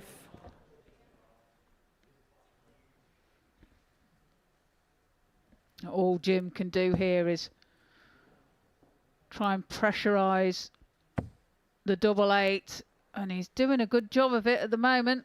120 scored.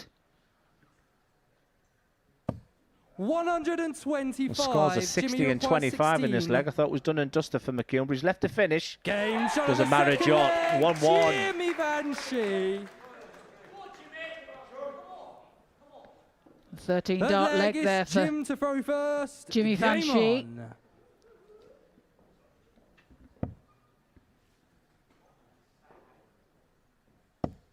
The game going with throw at the moment. 100.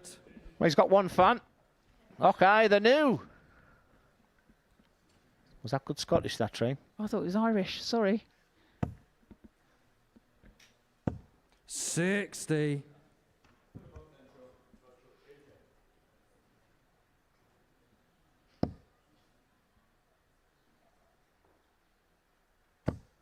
It's almost mesmeric, that throw. It's almost hypnotic when you're watching it. 100. But twice, what appears to be visually his worst dart. That last dart has gone plumb in the treble 20. Advantage, Jim. Yeah, gave a bit of shoulder, didn't he, in his last start there, but like you said, it hit the target.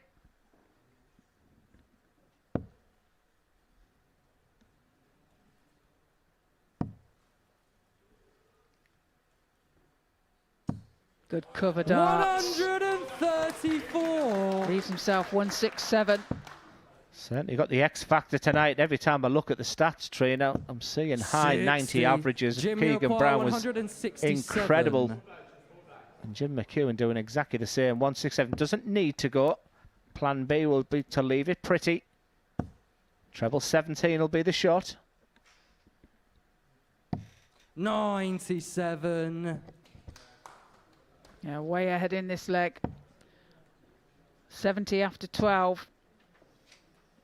Jimmy 140. puts in a 140. It's not enough 70. for a finish. So 70 now for McEwen. It's very much going with throw right now. Treble 10. He'll stay with the 15. Back to his beloved double top. He's incredible on that double. And when he's got one dart in hand, he gets it more often than enough. And that snatch of the dart is a real telltale fact that the determination is to the maximum. He was keeping it in check, which I always think is a really important thing to do as a player. Jimmy Vansky fires in a 180. His first 3 of this leg.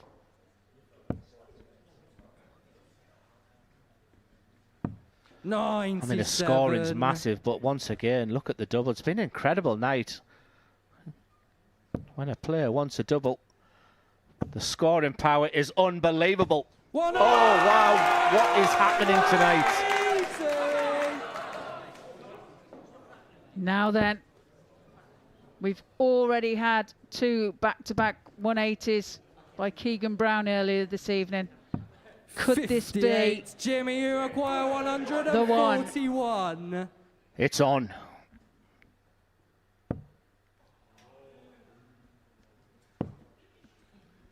Danny Van Tripe. 83. 9-darter on a finals night.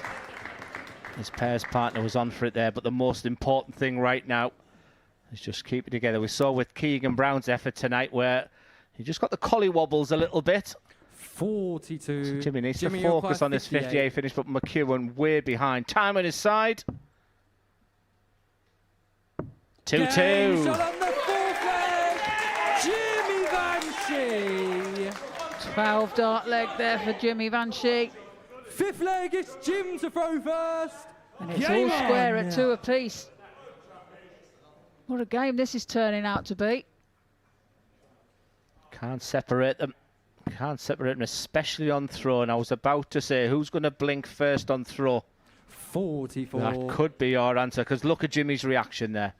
When you're a player who looks at the floor, you're just waiting for the referee to shout a low score. So the determination all of a sudden goes off the scale here. Can he find the treble?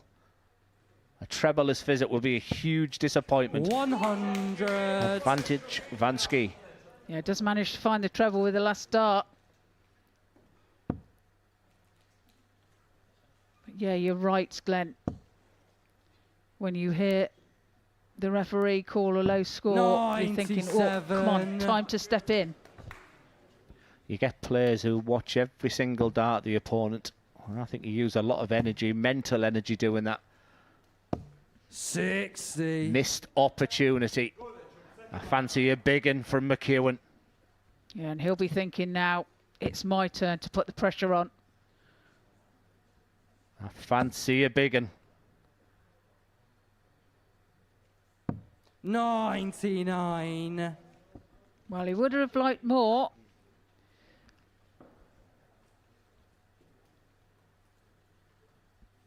Let's see what Jimmy can do here. Is that a stage that you've enjoyed, Trina? A lot of the dart players are saying just being on there with that crowd. It's one of the best stages to play darts on. Yeah, I loved it. Absolutely loved it. And I like the way that this place gives people the opportunity that wasn't there for us in the past. Played 8, lost 8 myself, so please don't ask the question to me as Jimmy Vansky looks at what he hopes, 6 darts and 210. And if you're wondering how these players are practicing before they get on this stage, this is the type of game they're doing. 96. Just that last dart. This is the most important passage of play.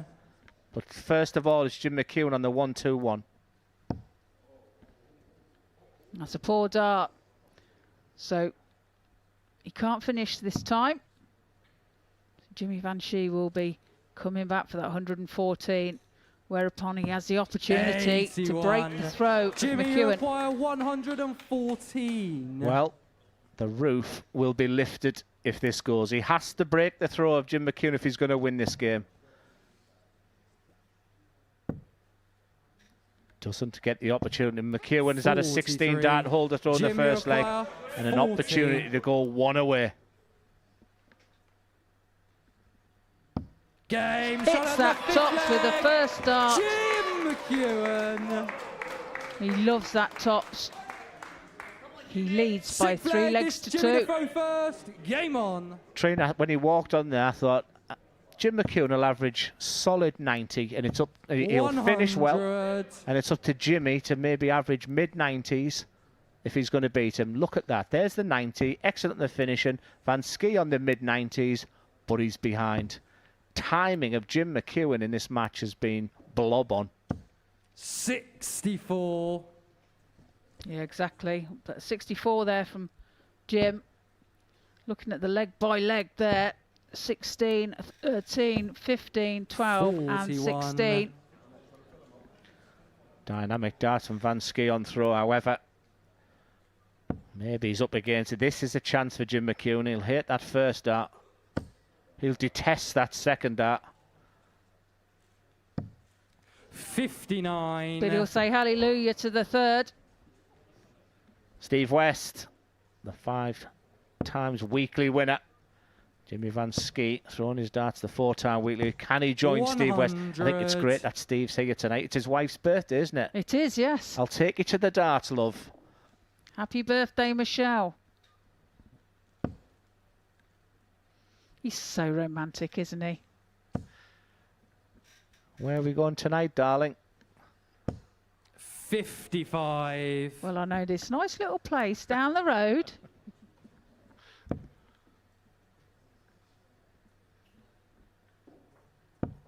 Oh, what a stunning dart. He had to move right across to the left-hand side of there.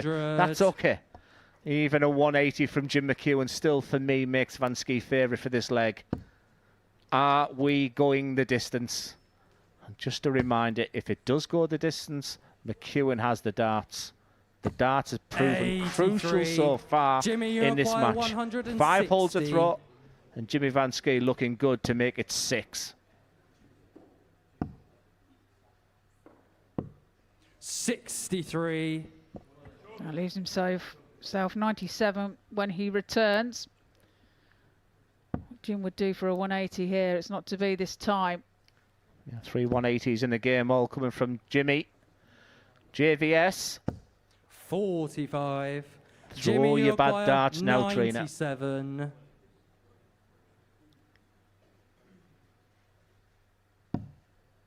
Tops then. For a tie-breaking leg. 57. Well, he will be back. I would normally say no dramas, but you don't want to leave it too far now, because here comes Jim McEwen. His setup play this week has been excellent. Even a single 19 leaves the 2-darter. That makes this match very, very interesting. 40. This has to go. Double 10. And he finds it with his second dart. So we go into a deciding leg. 3-3. Jim McEwen has the darts. Leg. It's Jim to throw first. Game on! Bottle of the highest degree. 6 legs, 6 holder throws. Jim McEwen banging the treble 20. That is a sucker punch as an opponent. Wait till Jimmy looks up and listens to this. We saw his reaction with the 44. Look at the reaction from JVS. And all you're saying is a play now. It's minimum 140 now. It's as simple as that. What a dart. He needs another treble, though. 100. Not enough. Another big score from McEwen here will really pile the pressure on Jimmy. Keegan Brown waiting the winner of this one. Who do you think he fancies? Well, I don't know, to be fair. It's hard to say, isn't it? They've all played very well. Is there another twist to the tail? Treble-less visit there for Jim McEwen. That's awkward. He has to manoeuvre down to the bottom of the board. That is not enough.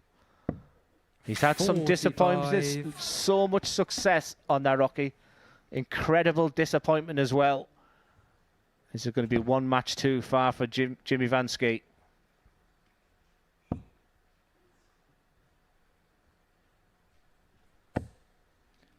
Well, 60. A treble-less visit for Jim as well. So it all could change. Big score here from Jimmy. Oh. Wow. 2 extra, well, 2 dart players in here, both at the same time saying wow. But McEwen says, I don't care, I'm just doing my own job. Another treble 20 here will leave a very favourable finish. 100. This is going down to the wire train. It is indeed, isn't it? Very good for a 140 here. Just taking his time. Knows the importance of this throw. I think 19s is the shot. It's wide open bed. What do I know? 100. That was a great second dart, wasn't it? 104. Chance now for Mchuan to wrap this up. 104. It's been such a good game, but he needs a treble. 84 points left. Jimmy Vansky was down and out in this leg. Somehow, from somewhere, 56. he pinged 180 Jimmy, to bring him right back in this game. 76. On 76, he is going to get a match dart. That I'm confident at. Can it be 2? He's gathering his thoughts. He walks to the yoke. He's staring at that treble 20. The crowd are silent. What a dart. He decides to stand back, composes himself again. Can he play and reach another final? It's double 4. You can feel the tension. 68. Oh, now then. Jim, you require. And the crowd are silent. 48 required from Mchuan. His beloved tops for the match.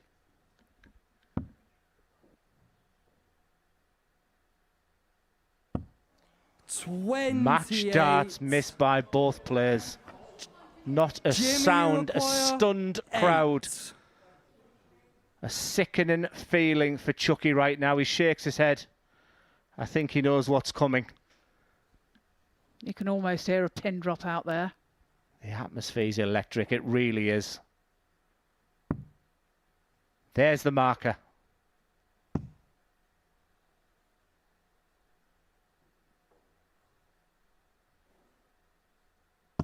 Rock solid. Last dart. Look what it means to Jimmy Vansky. Look what it means to the crowd. Jim Mchuan, you have just played your part in an absolute belter. Drama, tension, and he can't quite believe it. And I have to say to JVS that he has to gather his thoughts quite quickly, because he'll be back on that stage for the final. He takes a sip of the drink. What is it about Jimmy Vansky and that stage? An incredible match. I don't even think the stats deserve the words. It was just about the pure match play. And we've got the final. It's Keegan Brown against Jimmy Vansky.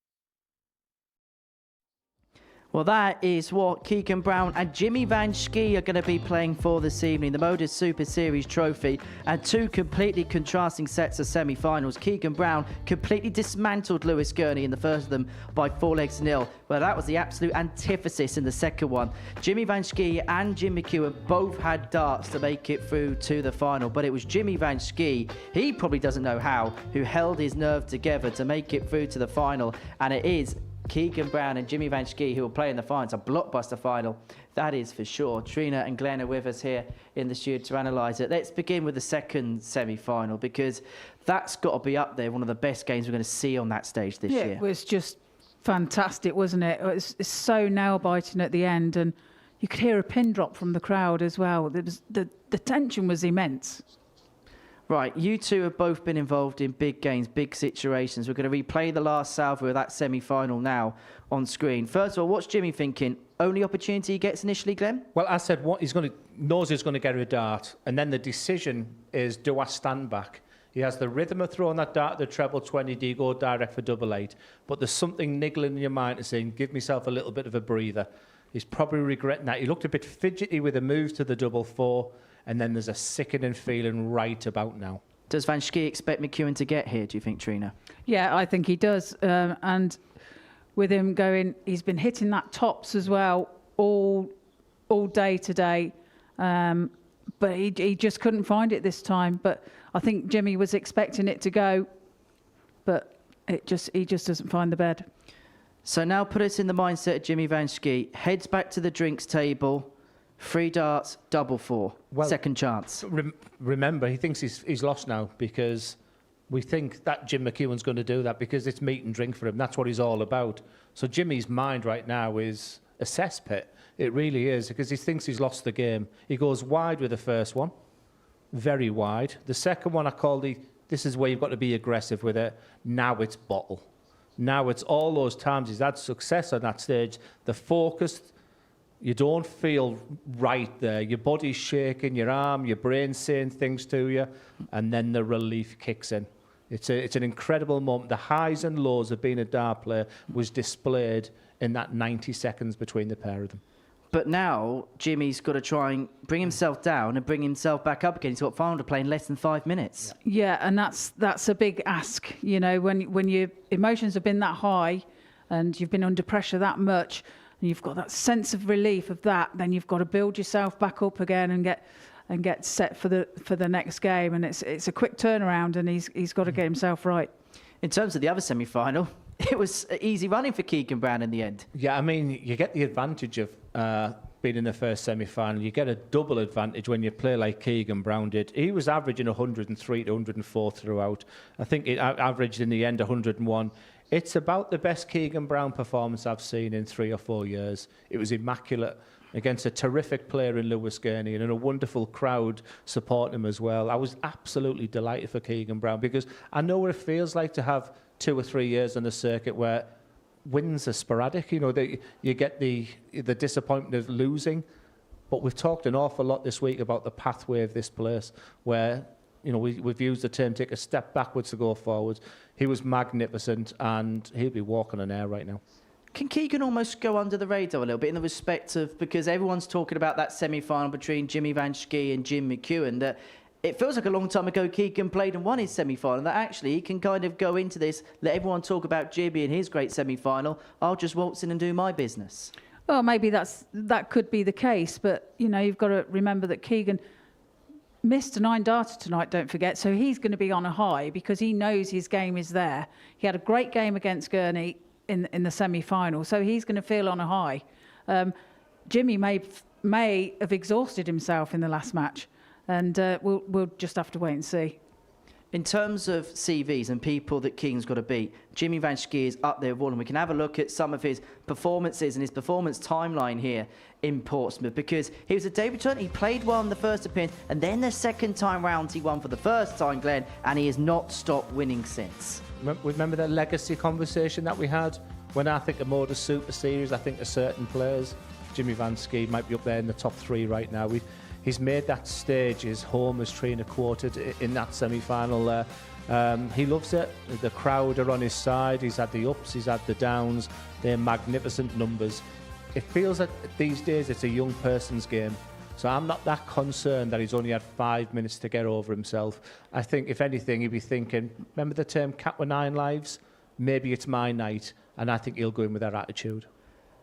We've been very fortunate to have people like Martin Adams play here, Richie Burnett play here, Fallon Sherrick, Steve Beaton. They all made their names before playing in this building. Is Jimmy Vansky perhaps the first self-made big star that the Super Series has created, perhaps? He's one of them by far. You know, there's so many, I think you can say, that have made their name going through the Modus Super Series and have taken that other step, you know, onto the PDC circuit. So yes, but he's definitely there, and he's definitely one of them. I'll throw another name in, Luke Littler. Whatever happened to him?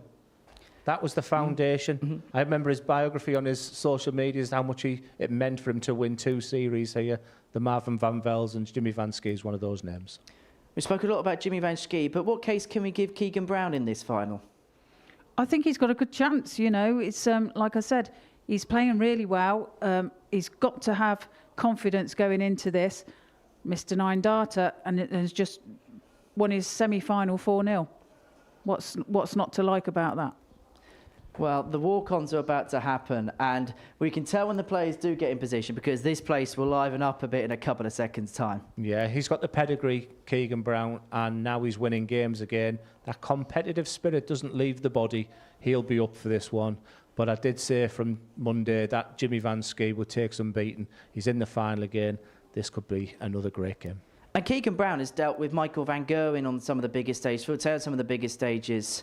Okay, this is a bit more of an intimate venue, but that dynamic of maybe being the player that maybe they won't be shouting for in the crowd, that shouldn't faze him, should it? No, he's got the experience. Like, he's a young lad, but he has the experience, and you know, he'll be drawing on all them experiences that he's had on the PDC circuit, and to get him through this and get him over the line, hopefully, for him. Both of you, in a word, who wins? I think the world of the world of Modus Super Series wins tonight. It's been a terrific night. 5,000 quid to the winner of this game. I said Jimmy from the beginning. Keegan's in the heart. I'm not going to change my mind now. JVS. I'm going to go for Keegan then. Right. We'll see who wins in more ways than one. It's time for the final. Jimmy Vansky against Keegan Brown for the second place through to Champions Week.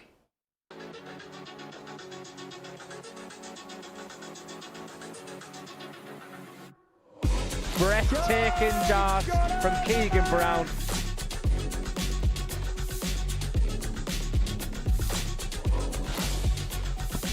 Rock solid. Last dart. Look what it means to Jimmy Vansky.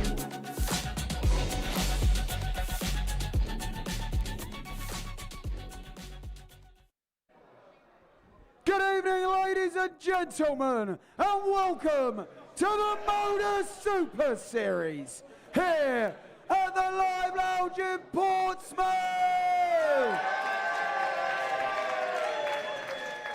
It's time to meet the finalists. Would you firstly please welcome to the stage, here's a former winner of 4 Modus Super Series weekly titles, the Dutch Sequoia, Jimmy Vansky!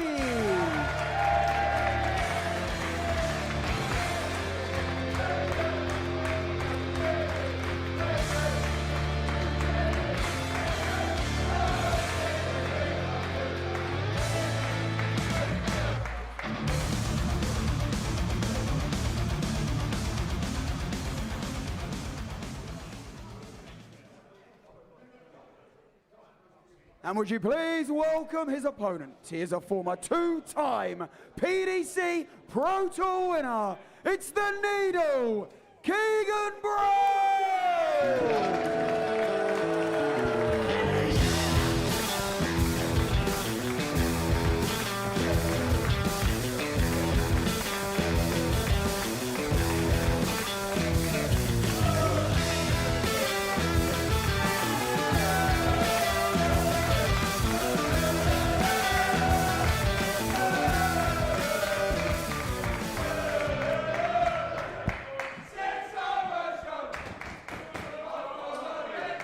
We have in prospect Keegan Brown against Jimmy Vansky, and this place has really reached fever pitch.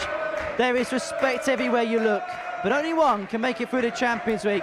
Jimmy Vansky is looking for a record-equaling 5th title. Keegan Brown is looking for a first win. Who's going to win? Let's find out with Trina Gulliver and Glenn Durrant. Once again, thank you very much, Henry, on what's been a sensational night of darts. Wonderful scoring, 9 darters attempts, brilliant drama, excellent finish, and a masterclass of finishes, a 170 finish. But the stage is set. The crowd have stayed with us all night. The noise has been fever pitch, but when each dart has been thrown, it's been pure silence in here. That will suit the experience of this man, Keegan Brown. He's got to his, on the left-hand side there, his family and friends there, but the majority of people shouting and singing at the moment are for the beloved Dutchman in Jimmy Vansky. The formalities are nearly over. Keegan Brown's enjoying the situation very, very much. He's engaging the crowd, and this is what it's all about with someone like Keegan. But listen to that. What about me, he said. But the smile on the face tells us that he's relaxed. Now, this was a game in the group stages as well. Both were excellent in their first matches in beating Dan Hands. First leg is Jimmy to throw first. Game on! And Henry asked the question, can Keegan beat Jimmy? Well, Keegan Brown beat Jimmy Vansky about 2 hours ago. Jimmy turned around to his fans, asking for the best of order. And as they say in darts, Trina, game on. Look at that. The silence. Respect from the crowd. Second to none. 60. It was a blistering performance from Keegan Brown in the semi-final. He's had about 45 minutes to just go back. There's no family or friends allowed in the players' room, so he's had time to just digest the situation. Maybe a little bit of light practice, Trina, but maybe just getting the mindset, getting the come down. But for that man, Jimmy Vansky, less than 7-8 minutes ago, he was involved in an absolute thriller with Jim Mchuan. Can he deal with the emotions? Well, that's all about. That's what it can happen, where he's exhausted himself within that semi-final, and you know, we will tell he's had a short turnaround time. 40. And it's either going to help or hinder. Well, he hasn't had enough time to sharpen those darts, because that's the 6th bounce out he's had today. 100. The crowd have stayed all night. This brilliant venue for sensational darts. But the drama tonight. And again, them darts are not going ideal for Jimmy Vansky. I wonder if Keegan Brown's picking that up. He does leave himself a finish, though. 167. Although it be a rather big one. 59. Jimmy require 167. And he will have 6 darts at this, as Keegan doesn't leave himself a finish. So, treble 19 is the target. 84. Yeah, I thought he might have stayed on the treble 20 after the first dart there. Just the repetition of the first dart, and that slack last dart has brought Keegan Brown. If he can find the treble 19. 99. So it's the battle of the two darters. Require 83. 83 for Vansky. Can't find the treble 16. But can he find the ball? Keegan The requires action tells 78. you everything. Keegan Brown will be looking at the 18 segment for double 12. That is the old Keegan Brown playing darts right now. The family not getting too excited. Roz is a picture of composure there, Trina. And as a dart player, when you're looking over there, that's a good sign. She's not getting too excited, and that then won't transition into that man in your picture. Superstar from Keegan. 100% agree. You can feed off your family and your friends. 134. And if you see them relaxed and composed, it settles you as well. 140. I wonder if Jimmy Vansky ever has a routine victory on that stage, because every time he gets up there, it's drama personified, isn't it? It is indeed. 100.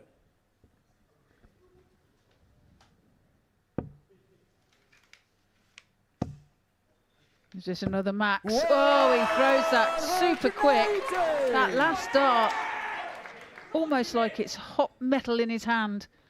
And fires in the maximum. If I can take you back just shy of 24 hours. Keegan Brown was involved in a Group B match against Jamie Kelling when they received the information that this was now a straight knockout. The pair of them said, "Are you sure?" They were not certain. 65. And Keegan Brown beat Jamie Kelling, and we said, I wonder how important that game will be at the end of the day. And here we are with Keegan Brown, the final. Be looking at treble 19. This for a 2-0 lead is bullseye. 80. Jimmy, you require Jimmy a chance now 116. to level the match. 116 required. Single 19. 4 tops. Just takes his time, steps back, focuses. 96. Can't find tops. Yeah, a couple of times he's used that same strategy of going back and it hasn't really worked. Good chance here for Keegan. 27. And I think he went for the big 19 for double at 14 there. Yeah, I think that threw him a little bit, didn't it? Him hitting Jimmy, the 7. require 20. Wasn't quite focused on tops. So double 10 now for Vansky to level the match at 1 apiece. Right on the wire. But he finds it with his 3rd dart and indeed does level the match. Very reminiscent of that double 4 to take out Jim McEwen in the semi-final. The first 2 darts on the wire. The pressure is on with the last dart because your opponent's sat pretty. Cat with 9 lives. That's what he is all about. We will be looking back at that moment. 7 bounce outs. 71. Yeah, at the beginning of the week, he was having the same problem. I'm not sure how it went in 82. Thursday and Friday. Did he have many then, Glenn? I can't remember as much as it's sort of been tonight. It's, of course, he won Group A. So if he had the bounce outs, they'll have been in the local boozer because he had 2 days off, remember. 100. He did say that he partied on the Thursday and chilled out on the Friday and early today. So Jimmy partying? Don't believe that. 93. I think Keegan needed that treble there. He's just gone a little bit quiet because the adrenaline's gone now. The walk-ons are done, those early couple of legs. 96. The pair of them are feeling absolutely fine right now. You don't have the nerves in the mid-match. It's at the beginning of games, at the end of games. Now good moments, all of it. Nothing to separate the pair of them. The crowd are enthralled. yeah, great crowd, as we keep saying. 64. Very respectful. Leaves the big fish. Well, we've already seen it go once tonight, and that was from Jimmy Vansky in the first match of this evening against Dan Hands.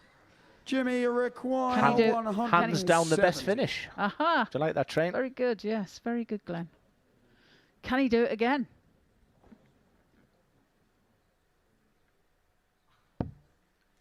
Part of me's thinking that it wasn't about the 170 finish, it's more the setup play. 84. And again, it's a slack last start. It just brings Keegan back into it. He's having the time of his life right now. We know which way he goes for this 152. He'll stay there for double 19. It's his way of going. It's staggeringly good. And look at the reaction. Keegan Brown! What a shot from Keegan Brown. Took out a 164 in his semi-final against Lewis Gurnie. Game on! And now takes that out a 152. Golden brown, tungsten-like fun. I like what you did there. Thank you very much. 65.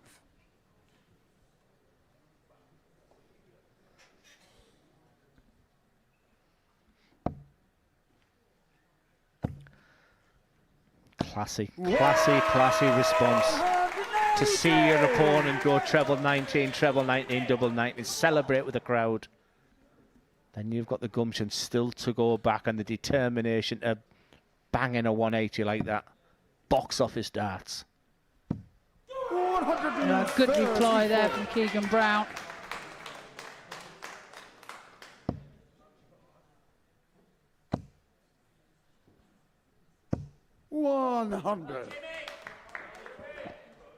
Just taking the sting out the paces, Keegan Brown. Is he going to go the 18s first start? The fact that his opponent's on 2-2-1, I think, was the right decision. 52. But badly executed advantage, Vansky.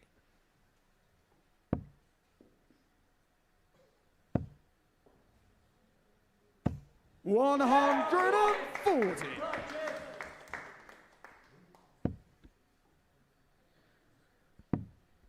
Vansky leaves 81 after 9. 96. Jimmy require 81. And this to level the match.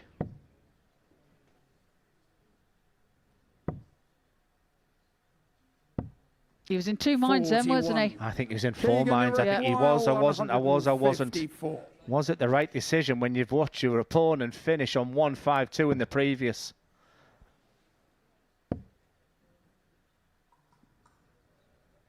$85 left. I'll leave that one to you, Trina. I had my fingers and toes 84. Out there. Jimmy require. Well, he's demonstrated incredible bottle under high pressure situations as Jimmy Vansky. Come on, he says to himself. 2-2. Jimmy Vansky. Now this is turning out to be a great final, isn't it? Averages 92.61 for Keegan. And Jimmy 93.10. Two maximums for Jimmy so far, and that magical 152 from Brown. When the 1-5-2-1, and it was advantage Keegan Brown. But this Modus Super Series, the way matches can flip-flop from one player to the next. And now it's the Dutchman that's beginning to take control. He hits the 140, but Keegan Brown was like, I'm still in this match and I'm still fighting as Steve West looks on.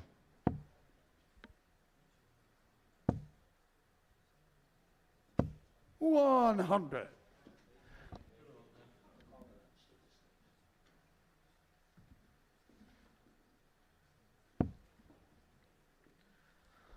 Treble 20 is just taking a battering, Trina. 100. It's like you watching you in your prime. Then with the days, eh?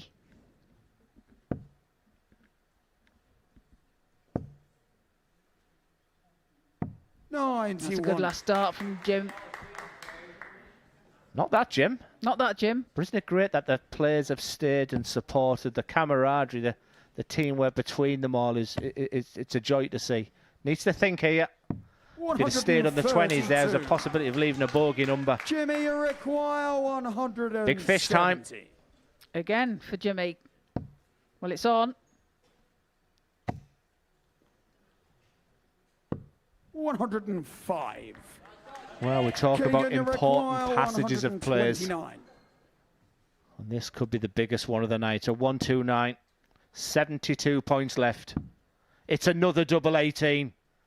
It's another incredible moment tonight. 1-5-2 finish earlier. 1-2-9 now. Keegan Brown is making these finishes look absolutely ridiculously easy. Superb darts by Keegan Brown. His finishing has been absolutely fantastic. Misses a 9-darter earlier on in the evening. And this is just astonishing. Did you see in the background Jimmy Vansky though? 58. Put his arms up in the air. It's just classy. Under the heat of battle to do that. But Keegan's once again taken the initiative but gone trebleless.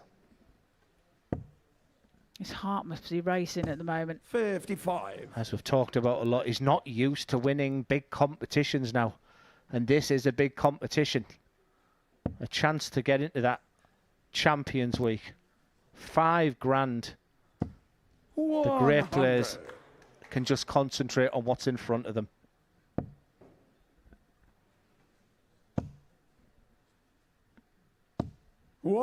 Good darts by Jimmy. Look at that focus and determination. I haven't seen that for a long time in Keegan. He's in a zone, trainer, that you dream of. This time it's Keegan with a bounce out. Yeah, the tables are turned on that score.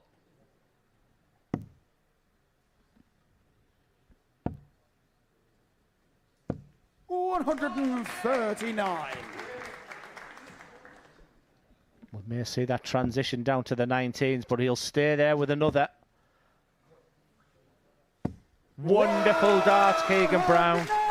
Timing is immaculate. Yeah, absolutely down to timing. This has to go, you feel.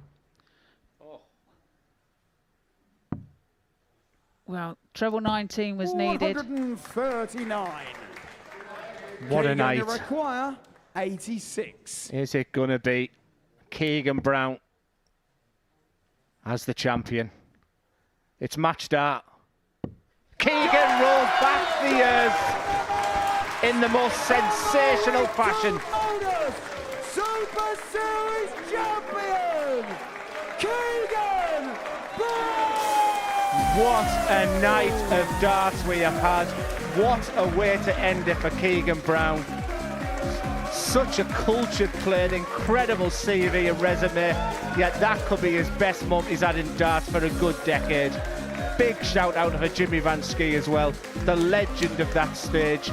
So close so many times, the highs and lows of this game, but look what he's doing to Keegan right now. The crowd played their part tonight in the most magnificent night. It was a masterclass of finishing. The 1-5-2, the treble 19, double 19, then that 1-2-9 finish, and look at those numbers. We could talk about them all night, Trina. Well, absolutely fantastic. Like you say, the finishing of Keegan Brown this evening has been absolutely tremendous. Missed the 9 darter earlier, and then it's just been absolutely astonishing. Obviously, Jimmy Vansky played his part, has played absolutely brilliant. This might be an emotional interview, but let's go down and speak with Henry. He's got Keegan Brown on the stage now. Keegan Brown, weekly winner here for the very first time. And I tell you what, in terms of performances in a final, that was very, very gutsy, wasn't it? I think I showed a bit of bottle. Speechless. Like, to be fair, how good is Jimmy? How good is Jimmy? And like, I look back at 4-2, the only thing that saved me was 152, 2 double 18s and a bullseye. But that's what I had to do to beat him, so lost for words. Absolutely lost for words. I don't want to set you off, but I could tell that was that was an incredibly emotional one for you, wasn't it? Like,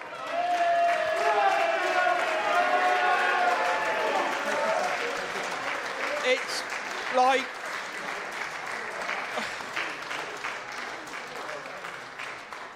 it's been obviously my wife's there, so she knows what I'm going through, but it's been a horrendous 2.5 years, but for me just to play darts to a good level.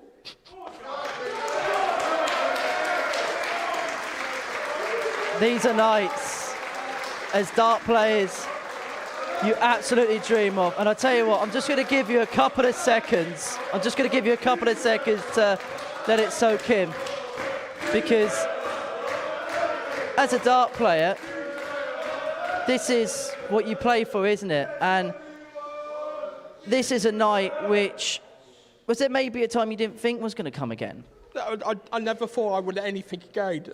And yeah, to be fair, I've always had the attitude of just don't give in. If you give yourself a fighting chance, you get yourself at a double. And that's what I did. I just thought, just don't matter if to hit 140, 180, just give yourself a chance. And I did it. And it's the first time I actually believed in myself. Speechless. And now, this is probably the furthest thing from your thinking, but Champions Week. Hey, as The Rock would say, just bring it. Just bring it. Just bring it. No, to be fair, like, I've always played darts, I've always wanted to play darts, but when something happens and you can't play as good as you can, it frustrates you. And do you know what? I played well. Who's to say I can't win it? That fire is in the belly again. And you're Isle of Wight's #1 again, aren't you? Yeah, who's Joe Hunt? Yeah, it's no, to be fair, like looking now, like the Isle of Wight as a dart community, obviously Joe's won the challenge tour. We've got an ADC winner from the vault, so Isle of Wight darts is on the way up, ain't it? And still the #1. Well, yeah, sometimes. Keegan, many congratulations. You've seen this in the commentary box a few times. You can actually do this for yourself. You can go and do it. Ladies and gentlemen, your champion, the Needle, Keegan Brown!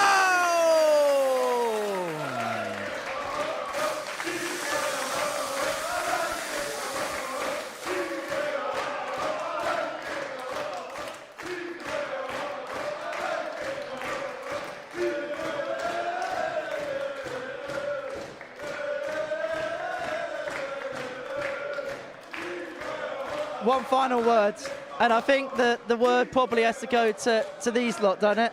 No, to be fair, like obviously during the week when we don't play, we play behind closed doors, but just to have the support of so many people that comes out and support this fantastic event, without you guys being here tonight, it's nothing. So obviously, fantastic for all of you to do this, honestly.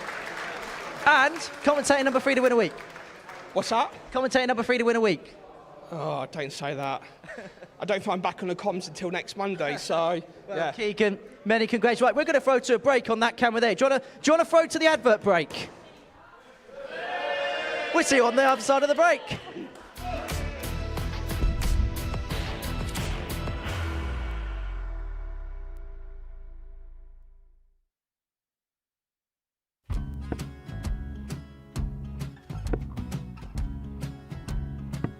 $54. Charlie McQuire, 164.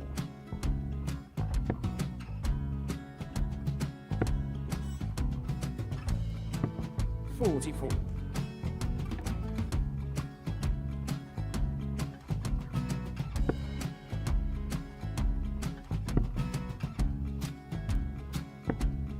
$32. Charlie McQuire, 120.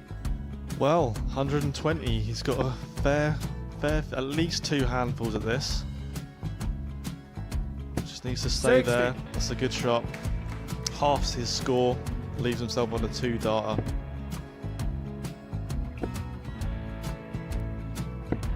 $26. Charlie Time on his required side 60.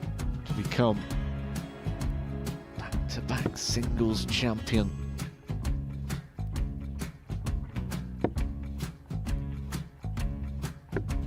$40. Definitely a couple of nerves in those last 2 darts, but he'll be coming back. The moment he's been in before this situation. Standing at the back of the stage, Charlie approaching the required Oki with a 20. chance to win the title.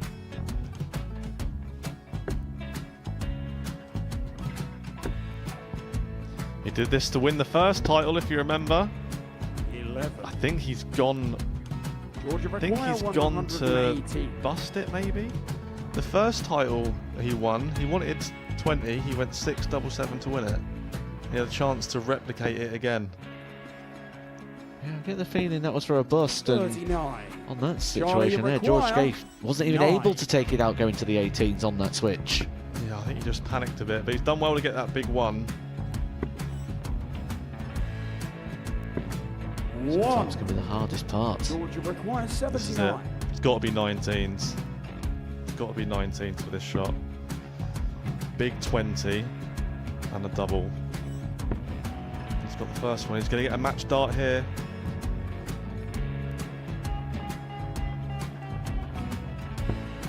$59. Charlie Threw the entire Leclerc, body into that 8. one. Just didn't want to let go of the dart.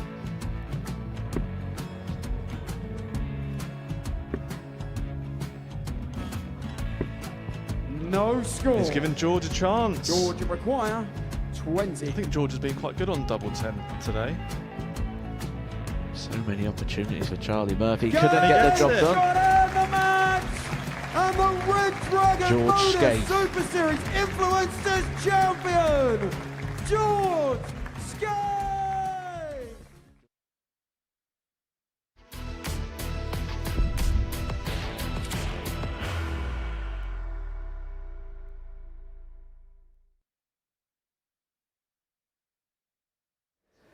Well, what an emotional night it turned out to be in the end here at the Live Lounge in Portsmouth. Keegan Brown picking up his first weekly title, getting the better of Jimmy Vansky by 4 legs to 2 in the final. He is into Champions Week for the first time in his career, and the third commentator here to go and win the week. No pressure, Trina and Glenn, who are with me here in the studio to round off the night's action. And I think sometimes we forget the human element of this sport, and Keegan's had his trials and tribulations, and that for him, you could tell, meant the absolute world. Absolutely, you know, he got emotional there, didn't he? And you know, it's a big thing when he's been on the PDC circuit and everything, and he's obviously had his issues. It's that thing that we were saying earlier, Glenn, about having to step back sometimes to make the best step forward, and that's clearly what he's done tonight. He's played absolutely magical,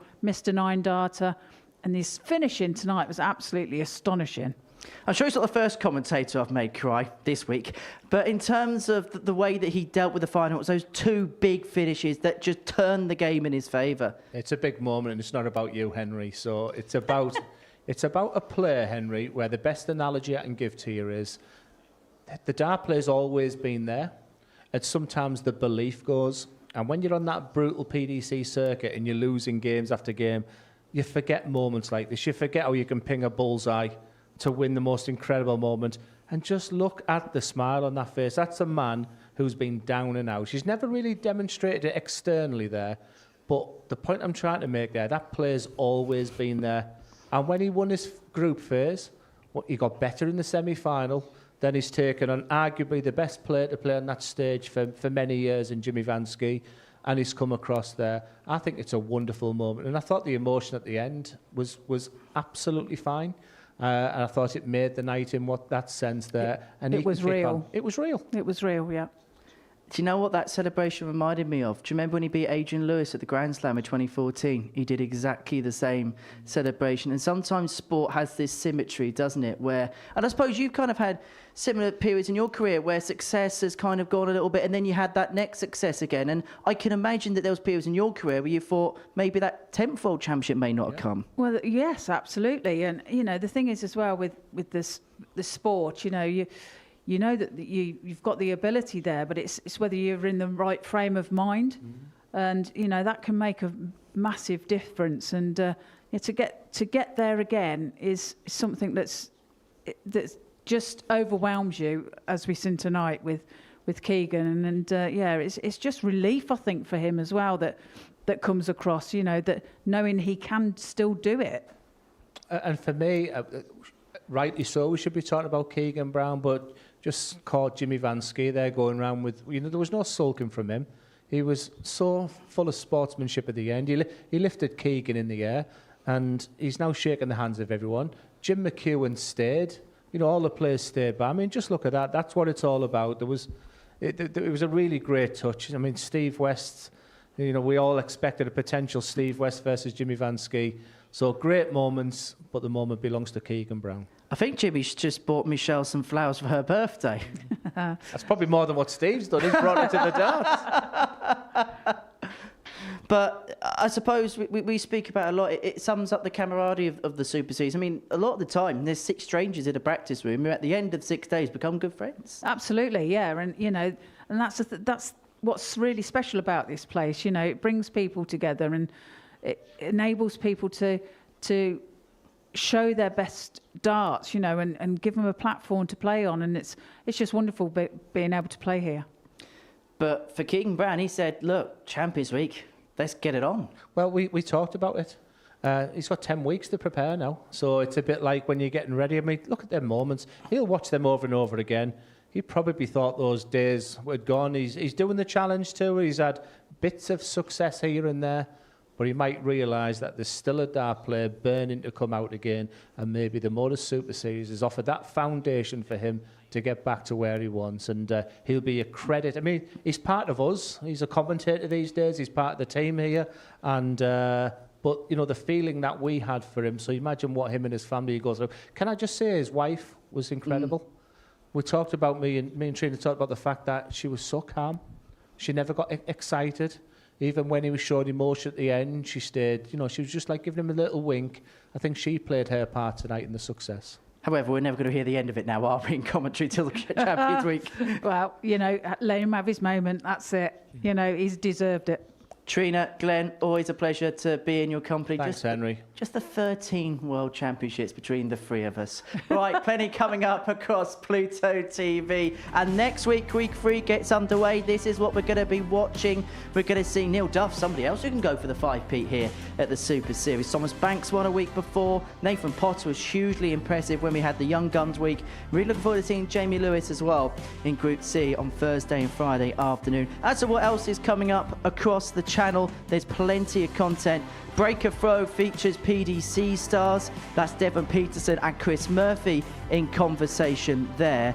Then we've got Martin Adams in the Tungsten Tour. That's tomorrow afternoon from 12:20. And then we get underway with Neil Duff, the 4-time weekly winner, looking for title number 5 from 9:30 a.m.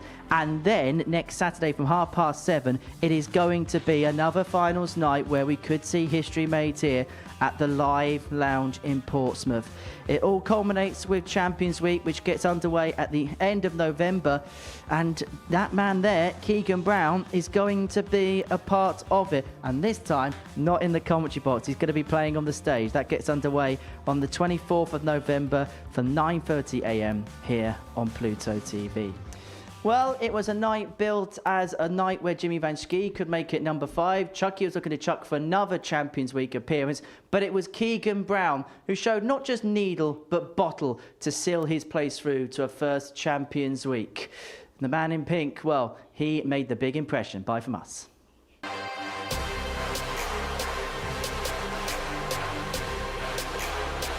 70 and set this place alight, and it's on. That is a beauty. Oh,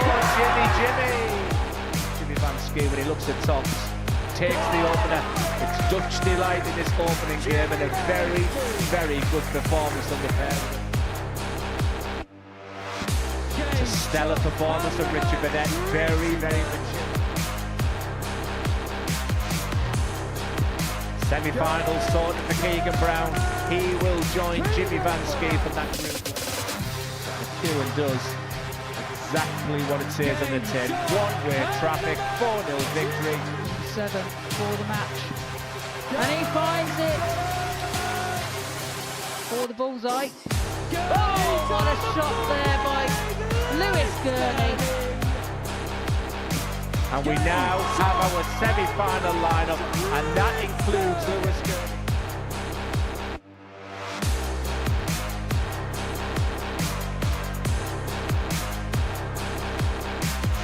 Bullseye. Oh, what a shot! A 164. Breathtaking dart from Keegan Brown.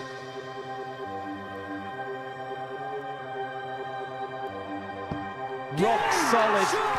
Last dart. Look what it means to Jimmy Vansky.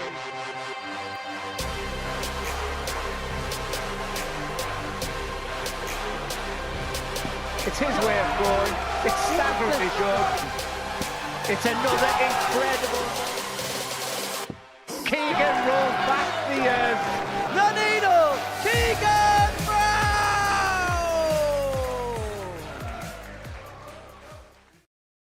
The new Modus Super Series champion. Yes! What a finish! The silencer, Jeff Smith! And it is! That shot wins week 6! Maximum checkout. He's done it!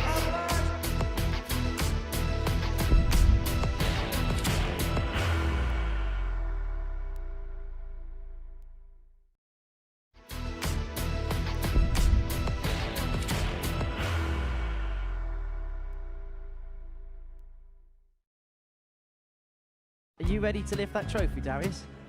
Yes. Let's do it then. Ladies and gentlemen, your Modus Super Series 9 champion is Lucky D, Darius Labanowski!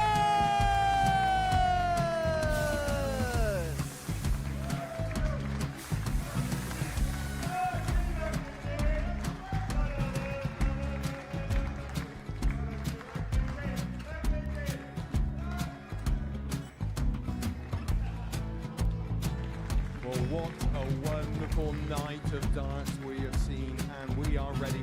Our champion is ready, and it's trophy time. So receive the trophy. £25,000. The new Modus Super Series champion, the Terminator, Marvin Van Velzen!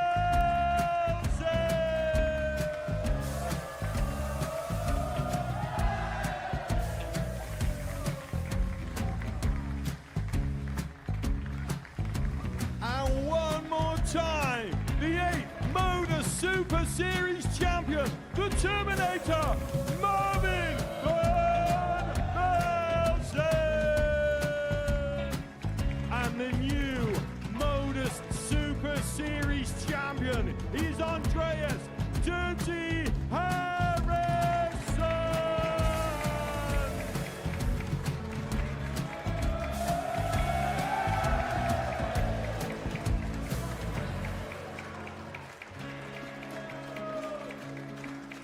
And one more time, the 7th Modus Super Series champion. Give it up for Andreas Dirty Harrison! The moment we've all been waiting for. Would you please show your appreciation for your Series 6 Modus